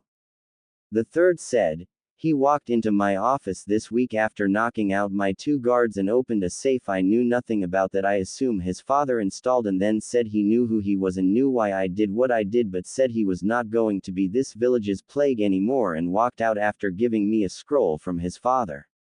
I don't know how he found out because I thought I was the only one who knew." Kakashi said, "Perhaps he will tell you if you see him. I got some missions I need to do so I can get back and talk to him." The third nodded and said, "You don't happen to know if he has ever met Anko or Kurenai before, do you?" Kakashi looked confused and said, "No, why?" The third said, "Oh, nothing. I just was wondering because someone ordered some flowers for both of them and I thought it might have been him. I guess I have been reading too many of Jiraiya's books." Kakashi nodded and said, "I should be back in a month. Naruto gave me a list of places to look for Jiraiya. I wonder how he knows him." The third said, "He doesn't as far as I know. Perhaps his dad left instructions for him to meet Jiraiya or something." Kakashi nodded and left, leaving a confused Hokage. Kurenai had just arrived at a dango stand with her friend Anko when Inoichi walks up and said, "Well, I don't know how, but you both seem to have attracted an admirer of sorts." Both Kurenai and Anko looked up and said, "Huh." Inoichi pulls out 2 different flower arrangements and handed them to the ladies. Anko said, "I wonder what some gaki is trying to pull," as she took the flowers and sat them on the table acting like she did not care, but took the scroll and began to read. Kurenai also took her flowers but smelled them and then took the scroll attached and read it and blushed as she read it. Inoichi said, "So what's he say?" Kurenai looked up from the scroll and said, "You actually met him. What does he look like?" Anko seemed to be listening in and Inoichi said, "Truthfully, I don't know. He matches the description Anko gave for the guy in the henge. He still had it on and managed to escape before I could take him in." Anko growled and said, "I am going to kill the Gaki." Kurenai said, "What does he say to you?" Anko said, "He just tried to tell me he want to become something special in his life and he is the heir to a forgotten clan and he has been watching me for a while and wants to show his feelings for me. He also says that he has also gotten to like you and one other from another village he is hoping to get to know and perhaps have a relationship with. Sound like a pervert to me." Kurenai said, "You think it might be Kakashi? He is a pervert." Inoichi said, "I can guarantee it's not Kakashi." Both women looked at him and said, "How can you be sure?" Inoichi looked around and said, "Simple, Kakashi can't control plants." Both women blinked and said, "Huh." Inoichi said, "He claimed he is related to the first Hokage and the third said he thinks he knows who he is but won't tell me who, but you did not hear that from me." Both women nodded and Inoichi said, "Well, I got to get back to my shop. I will be glad when Ino is old enough so I don't have to close shop." After he left, Kurenai looked at Anko and said, "What do you think?" Anko said, "Whoever he is has a date with my snakes." Kurenai snorted and said, "I can't believe I did not recognize he had a henge on when he looked like Asuma." Anko said, "You think it might be him?" Kurenai said, "Not if what Inoichi said is true. Do you think he is a descendant of the first?" Anko said, "I don't know but I have another question on my mind." Kurenai said, "And that would be?" Anko said, "He called me something nobody but my parents have ever called me. I want to know how he found out." Kurenai nodded and said, "What do you think of the flowers?" "Somehow he knew my favorites." Anko said, "I don't like flowers so I don't have a preference," looking around lying. Kurenai said, "So if he asked you out you going to go?" Anko said, "Please. Gaki would have to do better than a few weeds to impress me." Kurenai said, "I might, just to find out why he would flirt so openly like this." Anko sighed and said, "I got to go. Ibiki said he wants me to work on some new intimidation stuff." Kurenai nodded and said, "Take care and if you hear from him let me know." Anko nodded and said, "If Gaki's smart he would avoid me unless he wants to die," and left. Kurenai did also walking by a man with blonde hair and black eyes reading a book on her way out. The owner walked over and the man said, "Hi buddy. I heard from a friend of mine that this is the best dango shop in all of Konoha." The owner said, "Whoever your friend is must have great taste as it's true." The blonde said, "Name's Arashi and I am a businessman of sorts. I travel a lot and have some unique taste and I was wondering if you might be interested in a sort of business deal." The owner said, "Not really but I will listen since no one else is here right now. By the way, the name is Leo." Arashi smiled and said, "Nice to meet you Leo and I think you might like my offer. I don't really want to do anything to change your restaurant except pay in advance for a few items to be in stock so when I am in town I can have it.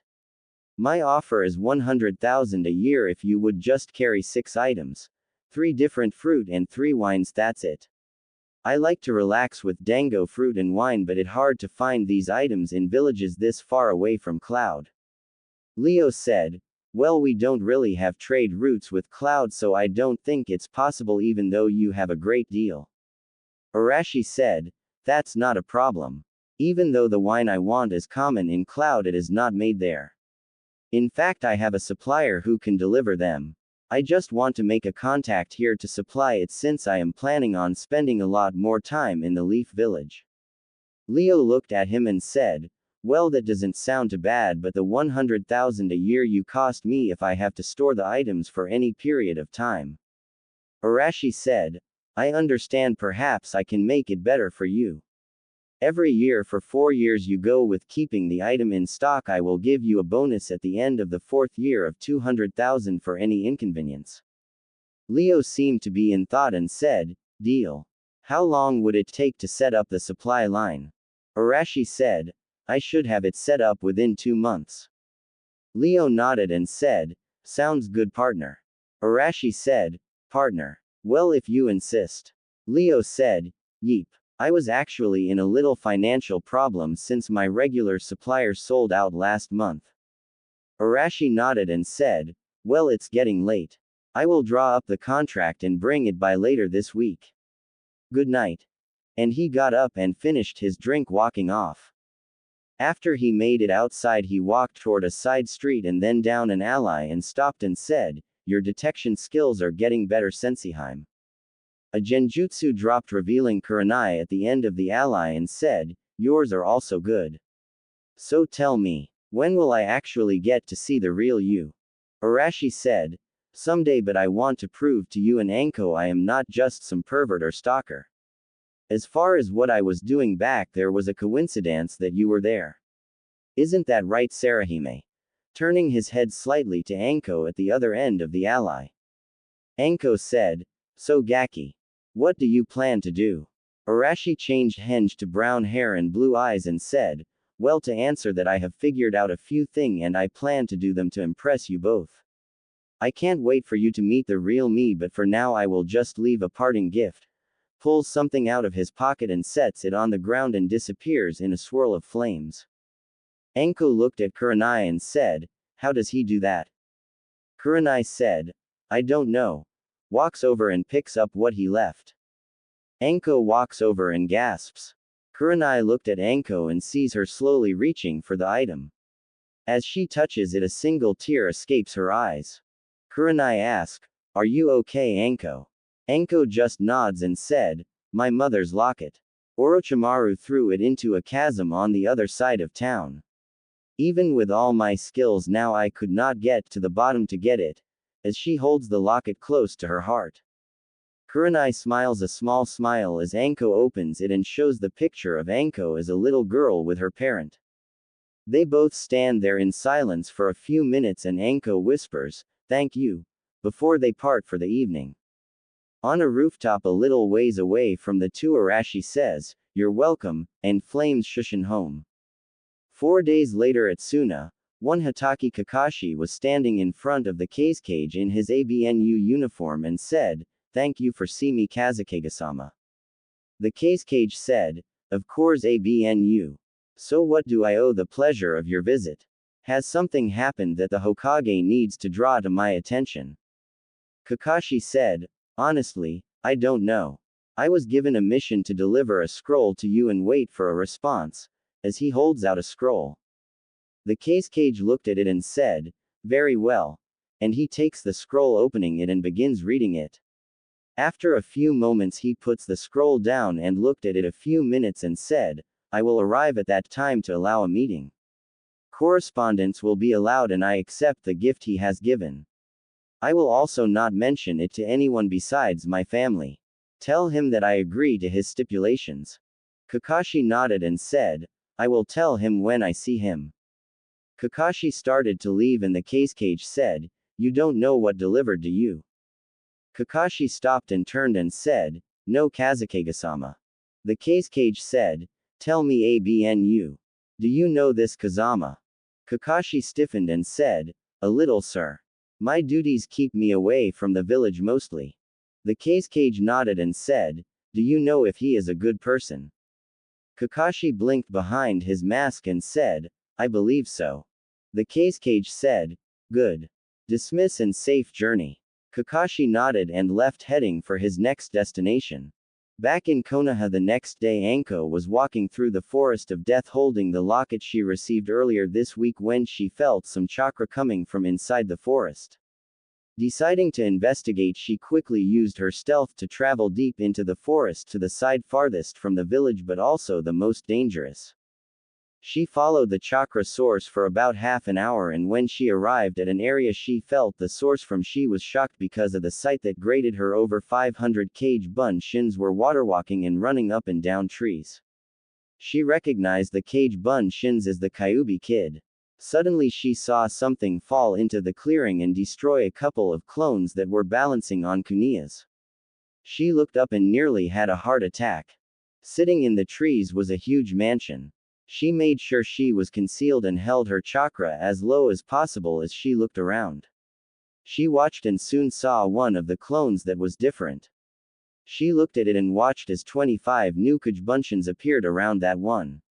She then watched as the 25 clones changed into different people and take up different fighting stances. She saw one of herself in the group and became confused as she watched herself get into the serpent stance. The one she noticed was different before got into a fighting stance she did not recognize, and then the 25 clones that were people she knew or did not know began to fight. The battle was deadly. The techniques she saw them use was something she never would have expected. The one of Asuma used trench knives and even had a wind affinity. The one of Kakashi surprised her the most as it used Chidori. Kurenai used the Treeband of Death. Hiati used the Crescent Moon style of sword fighting. Her clone used the hidden snake hand. She watched the battle as each and every move was countered by the Naruto she assumed now was the real one. She then got a surprise that she would never have dreamed. The kid used the fourth prized jutsu Rasengan and Hiraishin. Even though she had never actually seen them, she had read enough about them to know that's what they were. She watched as some of the weaker fighters were taken out. The guy clone and a mini version of him she could have sworn opened the gates. The kid was receiving wounds but kept on fighting. A clone of Itachi said something that made Anko puzzled. I will kill you Kyuubi just like I killed my clan. Soon the 25 clones that had started were down to 2. Anko looked at the 2 and were surprised by who they were. What happened next made her blood run cold. The 2 clones that was standing there were Tsunade and Jiraiya. Another clone appeared and this time Orochimaru stood there. She listened as his clone began to speak. Kukukukik Naruto-kun. I see you are still too weak to kill me. How can you hope to protect the women you love from me? Naruto looked at him and his eyes changed red and said, I will kill you Orochimaru. I will do it for all the people's lives you have ruined and are planning on ruin. But most of all I will stop you for Sarahime. And Naruto suddenly jumped onto a tree branch and grabbed the tree branch causing it to attack Orochimaru. Anko who saw all of this was frozen in place.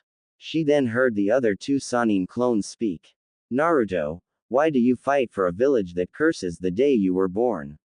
Tsunade said. Jiraiya said, come on kid. Do you really think with everything you do you will ever find happiness in this village? Naruto said, shut up grandfather. I heard it from you before. And you grandmother. First putting dad up for adoption just to keep from upsetting the Hokage. Please, you claim it was for his protection but I know the truth. Then never telling him who you were. I lived most of my lives alone and that pain is impossible to understand. The loneliness of not knowing if you even had a family and then find out one is out writing books and the other gambles and drinks. I swear when I restore my clan I will not only love my wives but my children. And he charged all 3 Sannins. Attacking each as they used their individual skills. Anko's breath was caught in her throat as she watched him stand toe to toe with the Sannins. She gasped when she saw her former master use a ceiling on his stomach. What happened next would forever be in her memory. Naruto slowly stood up and looked at Orochimaru and said, too late Orochimaru. You can't seal what's not there. Kyuubi's been dead for a long time now. Now join him. And Naruto flamed Shushin around the battlefield attacking from different areas. Sadly all of the Sannins still stood strong. Finally Naruto fell to the ground face first. He rolled himself over but just laid there and passed out. Anko was about to jump down but something she heard earlier made her stop. But most of all I will stop you for Sarahime. She then thought of the flame Shushin attacks he used in the controlling the trees. This Gaki was the one who'd been flirting with her and Kurenai. She started to get angry at that until she heard him still on the ground speak. I am trying Sarahime. You told me you liked white roses and I already got your locket for you. I will get strong enough to protect you from him. At least I have not screwed this life yet. I hope everything works out. I am getting tired of repeating lives. You still look beautiful to me. Senseiheim also. I know the old man is already suspicious of me, but I don't care. He did not trust me before, so why should he trust me now? You always have such good advice, Sarahime. First you tell me to learn about all the women I would like to live my life with. I tried that and found 3 goddesses that I would be honored to grow old with. There's you and Senseiheim, and then there's Tamarihime. It sucks being this young Aegean. I have the body of an almost 6-year-old but the mind of someone many years older. I gave up a long time ago keeping track. Well, I guess I better get started, Aegean. I will be glad to be a genin Aegean so I can finally show you my true self. I hope you're safe and happy, my Heims. And he got up and started to walk toward a tree to get back to his house, only to pass out and all of his clones disappear. Anko stood in place where she was as she listened to him. She was thinking, Kyuubi's dead. Grandfather, grandmother, repeating lives. What the hell is going on? Anko looked around and saw Naruto was still passed out and jumped out of her hitting spot and walked over, picking the kid up, and then tree climbing up to the mansion and walked inside and nearly dropped Naruto right then and there. The sight that greeted her was amazing. She looked around and saw a couch and put Naruto down on it. She then started to look around.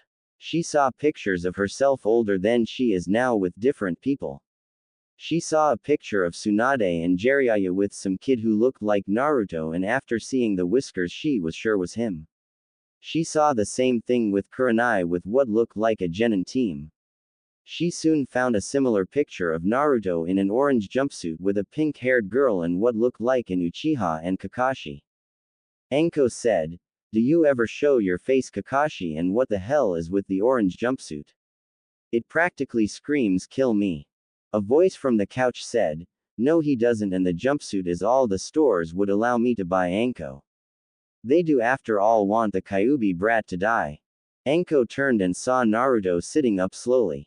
He turned to her looking down and said, "So how much did you see?" Anko looked at him and said, "Everything from the Battle Royal to the Sanenfest, and I heard you afterwards." Naruto sighed and turned slowly and said, "I guess you got questions and want answers." Anko said, "You can say that, but I am not the only one." Naruto nodded and said, "Do you think you can find this place, Aegean?" Anko said, "Yeah, why?" Naruto sighed and said, "Tonight 7 o'clock. Bring Kurenai and the Hokage. Don't tell them what it's about, but make sure you're not followed. I will make dinner and answer everything." Anko said, "Why should I believe you, Gaki?" Naruto said, "I will remove your curse seal." Anko was stunned and Naruto slowly got up and winced as he was still hurt from the spar and walked over to her and said, "Also, I always keep my promises. Even when they kill me." Anko seemed to think it over and said, "All right, Gaki. I will trust you for now." And she disappeared in a swirl of leaves. Naruto sighed and said, "Damn it. I was not ready for this," and began preparing for tonight. Anko arrived back inside the village and went to the Hokage office. When she arrived, she saw the Hokage sitting in his chair, but a man she recognized as Uchiha Itachi was standing there. Anko knocked and Itachi turned and said, "Hello, Anko. How are you today?" Anko said, "Fine." A flash of what the Itachi clone said made her nervous a little. If Naruto really did know the future as she suspected, then Itachi would kill the Uchiha clan. She filed that away for later. The Hokage said, "Itachi, I want you to see if you can find Naruto. You have the best chance with your tracking abilities." Anko said, "Actually, sir, that's what I came here to tell you. I saw him today and he wants to talk to you later today." The third said, "Really, and where did you see him?" Anko remembered the genin team picture of Naruto and saw the memorial stone, so she said, "I saw him on a training ground near the memorial stone and he asked me to relay the message." The third nodded and said, "Never mind, Itachi. Thank you anyways." Itachi nodded and said, "Of course, Hokage-sama." And he left in a leaf shushin. Anko sighed and the third said, So why did you lie? Anko said, I really did meet him but not where I said. I saw and heard some things today that has me questioning Itachi loyalty. That's why I lied. Naruto said he wanted you, me and Kurenai at his mansion tonight at 7. The third blinked and said, mansion. What mansion? Anko said, he built a mansion inside the forest of death. The third chuckled and said, no wonder we could not find him. Anko nodded and said, there is something else. He said Kyuubi's dead and the seal's gone.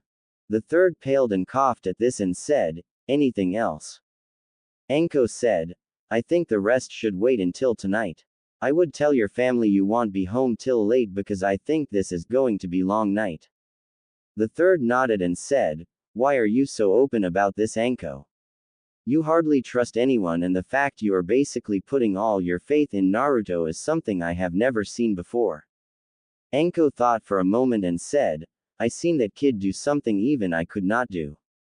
The third said, and that is. Anko said, you will have to see for yourself. The third said, right. I will meet you at the tower at the Forest of Death at 6:30. Anko turned to leave and stopped and said, I have a personal request, Hokage-sama. The third looked at her and motioned for her to continue. Anko said, don't tell anyone about where we are meeting or have anyone follow us. The kid seems like he's been betrayed more times than I have and his trust is only so far. The third sighed and said, I understand. Finding out what he did will do that. Anko nodded and left to find Kurenai. Anko found Kurenai at the hot springs. When she got there she decided to relax also. After getting undressed she went into the water and sat by Kurenai. Kurenai said, I thought you would be training today. Anko said, I was until I met our mutual friend today. Kurenai blinked and said, really?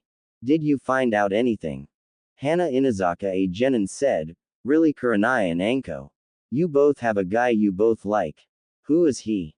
Kurenai said, it's not like that. This guy is playing the whole mysterious person thing and has been flirting with both of us. Anko said, he wants to meet us tonight at 7. The two other women besides Hana and the two Heims looked at them and Hana said, really, so where does he plan to meet you? Anko said, I found his home and he is going to prepare dinner for us and tell us everything we want to know. Kurenai looked at Anko and said, exactly how did you find him, Anko? Anko said, I found him when he was destroying a training grounds. The Gaki could probably beat most of the village if he really wanted to. Kurenai sighed and said, learn anything new about him. Anko smirked and said, I saw what he really looks like. Kurenai sat straight up shocking everyone and said, tell me. Anko shook her head no and said, I will tell you this. Don't let your first impression fool you. Kurenai sighed and said, I hate your cryptic games. Anko said, meet me at my place at 6:15. Kurenai said, but you said he wanted to see us at 7 inches. Anko said, you will find out why later. And got up to leave. Hana looked at Anko and said, are you going to tell us anything else? Anko placed her hand on the locket and said, nope, and turned to leave. Kurenai sighed and Hana said, details. Kurenai cursed Anko and said, all I really can tell you is that he says he has admired us both for some time and that he is a good kisser. Hana said, and how do you know that? Kurenai blushed and said, I saw who I thought was Asuma walk into an ally and I went to flirt like we sometimes do. Turned out it was this mysterious guy in an advance henge that can't be dispelled. Trust me, I tried. He has shown up in 3 different discourses and has sent us flowers and recovered that locket Anko said Orochimaru threw into that ravine near here. Hana said, sounds like he is going all out to impress you both. Kurenai said, seems like it though, I wonder why he really is hiding who he is. Hana said, perhaps it's someone who was too shy to tell you.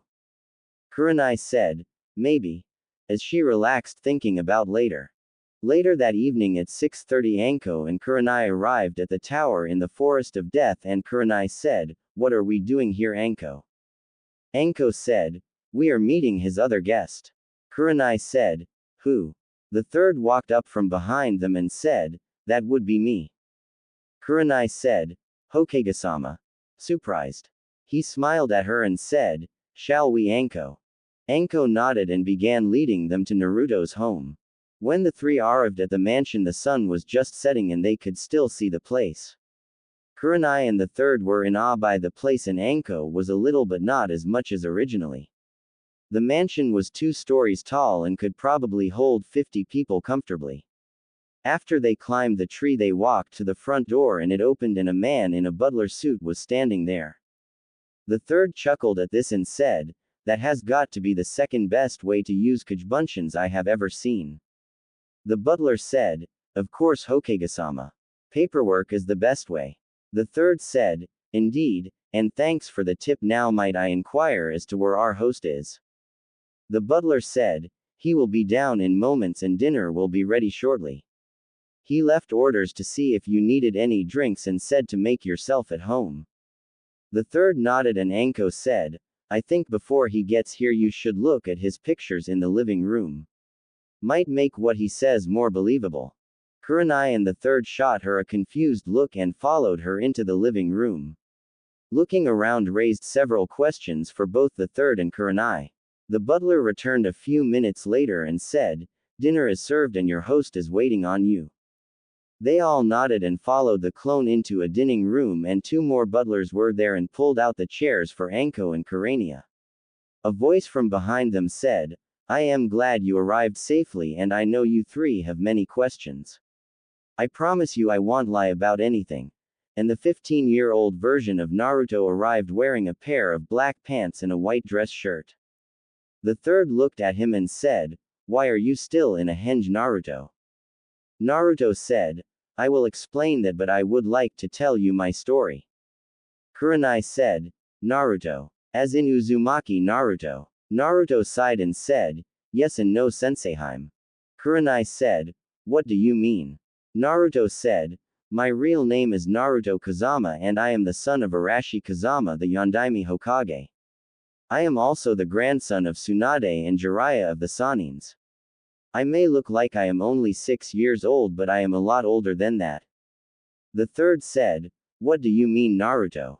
Naruto took a sip of wine and said, when I was dying from a chidori from my teammate Sasuke Uchiha after he defected from the village to go to Orochimaru, the Shinigami came and was going to take me to the other side. Kyuubi would have been released because we had not merged enough to drag his soul to the other side. I was 13 at the time. Kyuubi made a deal with the Shinigami and he accepted it. I would be given one of the heavenly powers of the Phoenix and allowed to go back to the age of 5 and try to correct the mistakes that were made in my life by myself and others. Kyuubi gave me all of his power also as part of the deal. Each time I go back I keep all the knowledge I gain and I have tried many things to fix the mistakes. Everyone was stunned by this and the third said, I find it hard to believe, Naruto, and also the fact of what you said about Kyuubi also is hard to believe. Naruto raised his shirt and channeled chakra and said, you and I both know, old man, that the Kyuubi seal would always show up even through a henge, and as you can see I don't have it. It does not matter if you believe me or not. It's the truth. Anyways, I will answer some question, but certain things have to happen that can't be changed or all my knowledge is basically useless. Kurenai said, what do you mean? Naruto sighed and said, a tragedy will befall Konoha within a month and I could tell you who will do it and why, but it has to happen. I have tried every way to stop it, but it always either results in even more deaths or the entire city going into a civil war. Anyways, Sarahime, show me your curse seal. Anko nodded and pulled her shirt to the side a little and the third said, what are you going to do, Naruto? Naruto walked behind her and said, removing it, and placed his hand over her curse seal and started to channel demon chakra into it, and Anko screamed out in pain, but the pain soon was replaced with pleasure as Naruto then hit the same pressure point he hit on Kurenai and made Anko have pleasure like never imagined, and the seal burned away only leaving a scar. Naruto walked over and sat down and said, I am sorry for tricking you Senseiheim and Sarahime, but if you would have known I was a kid you would have ignored me flat out on principle, and I wanted to try and show you both I do care about you. The third said, what was the 2 scrolls Kakashi went to deliver? Naruto snickered and said, one was to try and work things out with the third person I wrote to the lovely ladies here about as a possible relationship with. I sent a potential political marriage and all, but I set it up where it's all her choice. The third nodded and said, do I need to worry about anything concerning this? Naruto said, you will receive scrolls from Suna that will need to be sent to me. Other than that, not until my age group's Chunin exams. The third said, and the other one? Naruto smiled and said, family reunion. Kurenai said, what do you mean? Naruto said, I want him to come train me and we are going to look for Tsunade. I will be back in time for my age group graduation. The third said, you know I have to authorize that.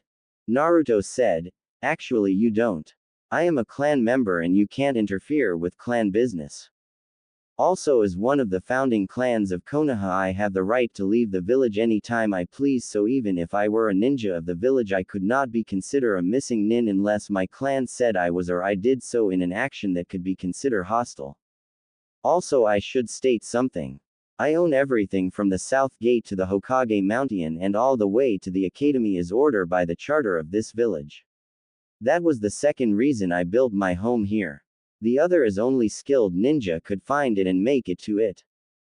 Kurenai said, what? Do you mean you own the entire village that way? Naruto said, yes. The laws of Konoha says any land that is assigned to a clan that was a founder of Konoha owns that land and can never be sold, given, or taken by the council, citizens, or Hokage. Even if someone puts homes or buildings on those lands, they own them also. My family, the family of the first, wanted the village to grow, so while other clans held their lands, mine allowed homesteaders to set up on our land to build the village.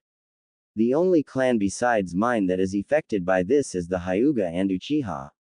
They own basically a triangle from where their 2 lands meet and end and go to the academy where they run into mine. The other clans have kept exactly what they were given.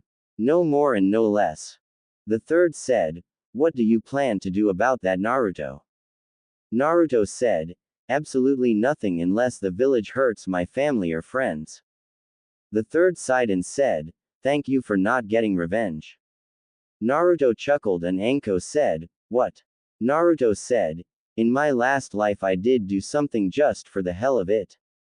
I placed a genjutsu on the Hokage Mountain and had the Hokages lip sync to some songs while I danced throughout the street in only my boxers and a pimp hat and cane to, I am too sexy. I also beat Kakashi during our genin test to the song Kung Fu Fighting, and then the council tried to kill me, so I basically told every single one of them off as only I could, and even made Danzo, that fucking traitor, piss his pants. I never had so much fun. Ow well. Everyone imagined that, and Anko and Kurenai blushed a little and the third chuckled and said, I wish I could have seen that. And what do you mean Danzo a traitor? Naruto sighed and said, he supplies Orochimaru with information on individual ninja mission status, skill levels, teammates. I know he does it to the Rookie 9 and Guy's team. Before that I don't know. If I had not caught his son Sai giving the info I would never have believed it. Anyways, you should also know that the council can't kill, get rid of or hurt me anymore, as I am the current clan head of my family and I also have at least 4 different seats on the council. Kurenai said, what do you mean? Naruto said, all Hokage and descendants of Hokages have 1 seat given to them, so I have 3 from the 1, 2, and 4th Hokage.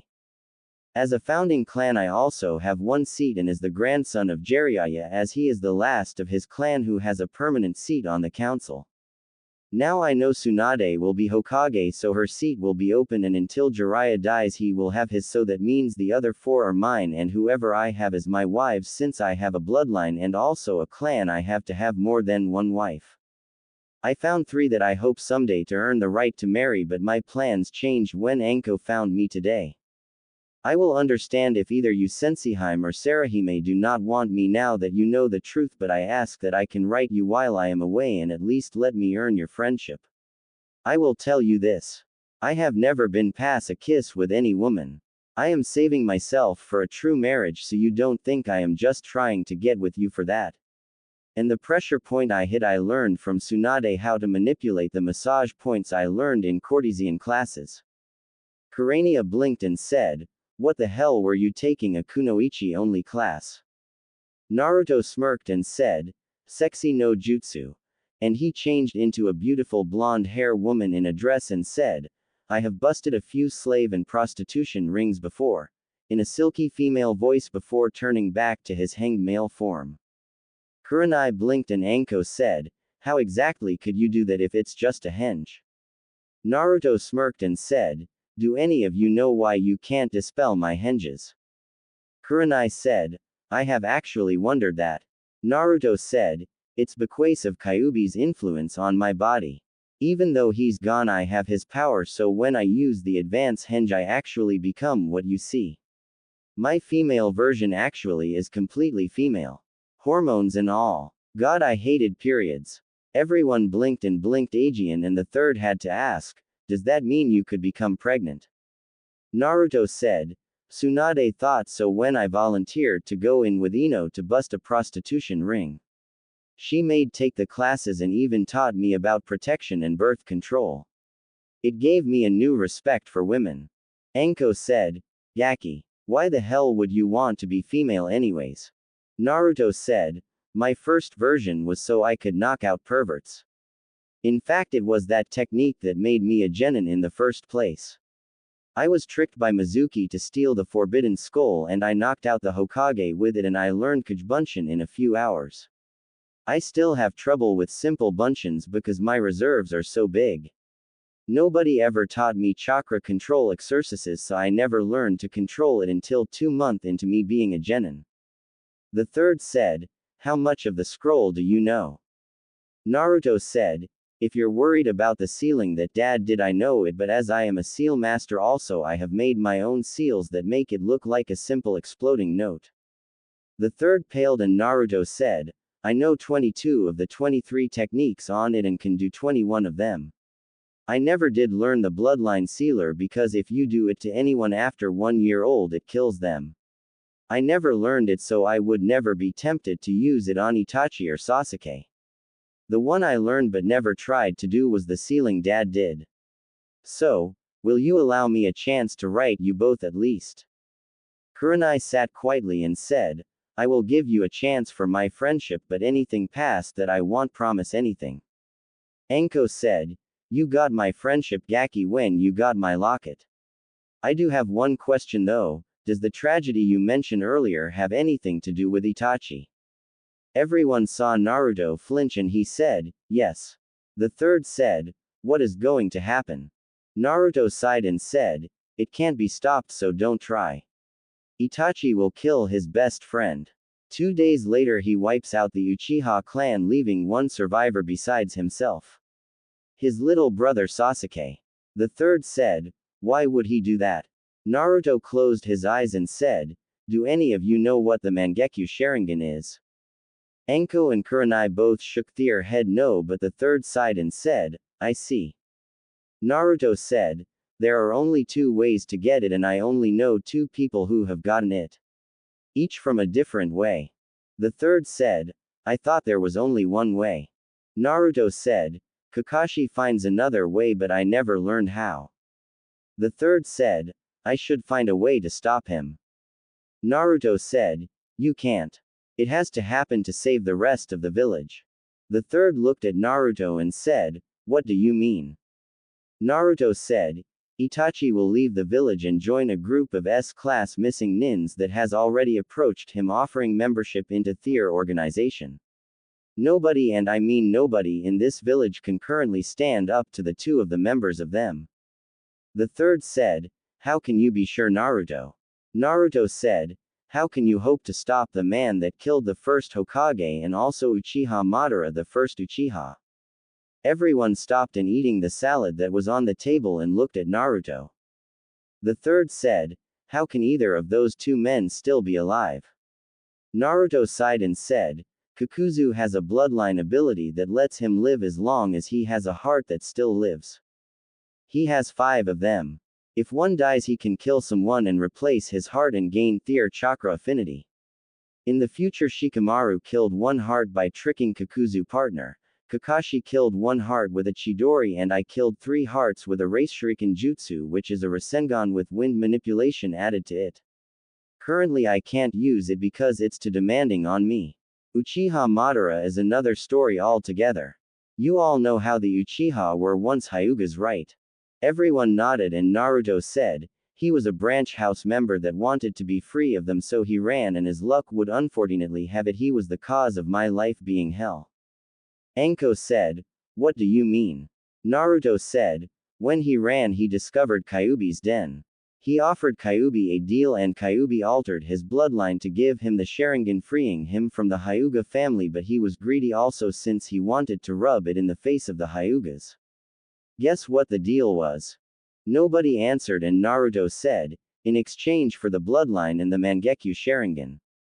A way to overpower Hyugas, he would give 100 of his descendants to Kyuubi as payment. However, Kyuubi knew mortals did not live long lives, and he knew that Madara would die before the deal was made, so he cursed him and made him a half-demon. He would live up to 1,000 years to see that his clan repaid its debt. He was also given that long in case his clan died and he could start over. That's why Kyuubi attacked. He came to collect his debt. However, Madara has become insane and wants even more power. He has discovered a way to become a 10-tailed demon. The first ever. If he can capture the other 1 to 9-tailed demons, he will be able to become completely immortal. To do this, he created the organization Itachi will join. With Kyuubi dead, he can't do it, but he does not know that and gives me an advantage to stop him. The third said, so you are going to let Itachi go so you can stop him and this group later? Naruto said, yes. I told you I have had many lives. In all my lives I have never made it past the age of 18. Either the Leaf Village is destroyed, in a never-ending civil war, or in another great shinobi war. Itachi has to kill his clan, so Orochimaru will come during my Chunin exams after Sasuke. If I can take out Orochimaru, then a month later I can take out 2 more members of this group. One being Itachi. I can then pick the other 7 members off until I get to Madara and I can defeat him. The only way to kill him is to completely destroy every cell of his body. The third said, can you defeat him? Naruto said, the last time events lead to us meeting, it came out a draw. I hope I can change just enough to beat him this time. I opened 6 celestial gates and dropped all my gravity and chakra weights and also 5 tails of Kyuubi's chakra for 2 minutes. For that 2 minutes, it killed him, but because my body was so damaged from it, I would have lived my life as a cripple. I stopped my healing and let my body die so I could start over. The third sighed and said, can you tell us any more about what's going to happen? Naruto said, no, I would like to, but they would change things too much. That's why I am leaving the village, so I won't change things here too much. Let the Uchiha massacre play out and act normal until I return to take my Genin test. Just make sure you put me on the Genin team with Sasuke and Sakura under Kakashi. The third said, why should I listen to you or believe you for that matter? Naruto sighed and said, you told me this when I tried other stuff, so you would listen. A monkey will climb higher to avoid a snake. Even with a frog and a snail's help, he may not climb fast enough. A fox can kill the snake, but only with the strength of a snail, the agility of a frog, and the wisdom of a monkey. Everyone was looking at him, and the third sighed and said, damn it. There is no way you could know that saying, even if it is changed. Naruto blinked and Anko asked what was it changed from. The third said, instead of a fox it was a mongoose that could kill a snake. Only person who knows that saying is dead and has been for years. The first told it to me when I told him my plans for the Sanins, and he died a few hours later, so he could not have told anyone it or wrote it down. Very well. I will believe you on this, but I don't like it. Naruto nodded and a butler brought a scroll over and Naruto said, I want you three to put a drop of blood on this scroll.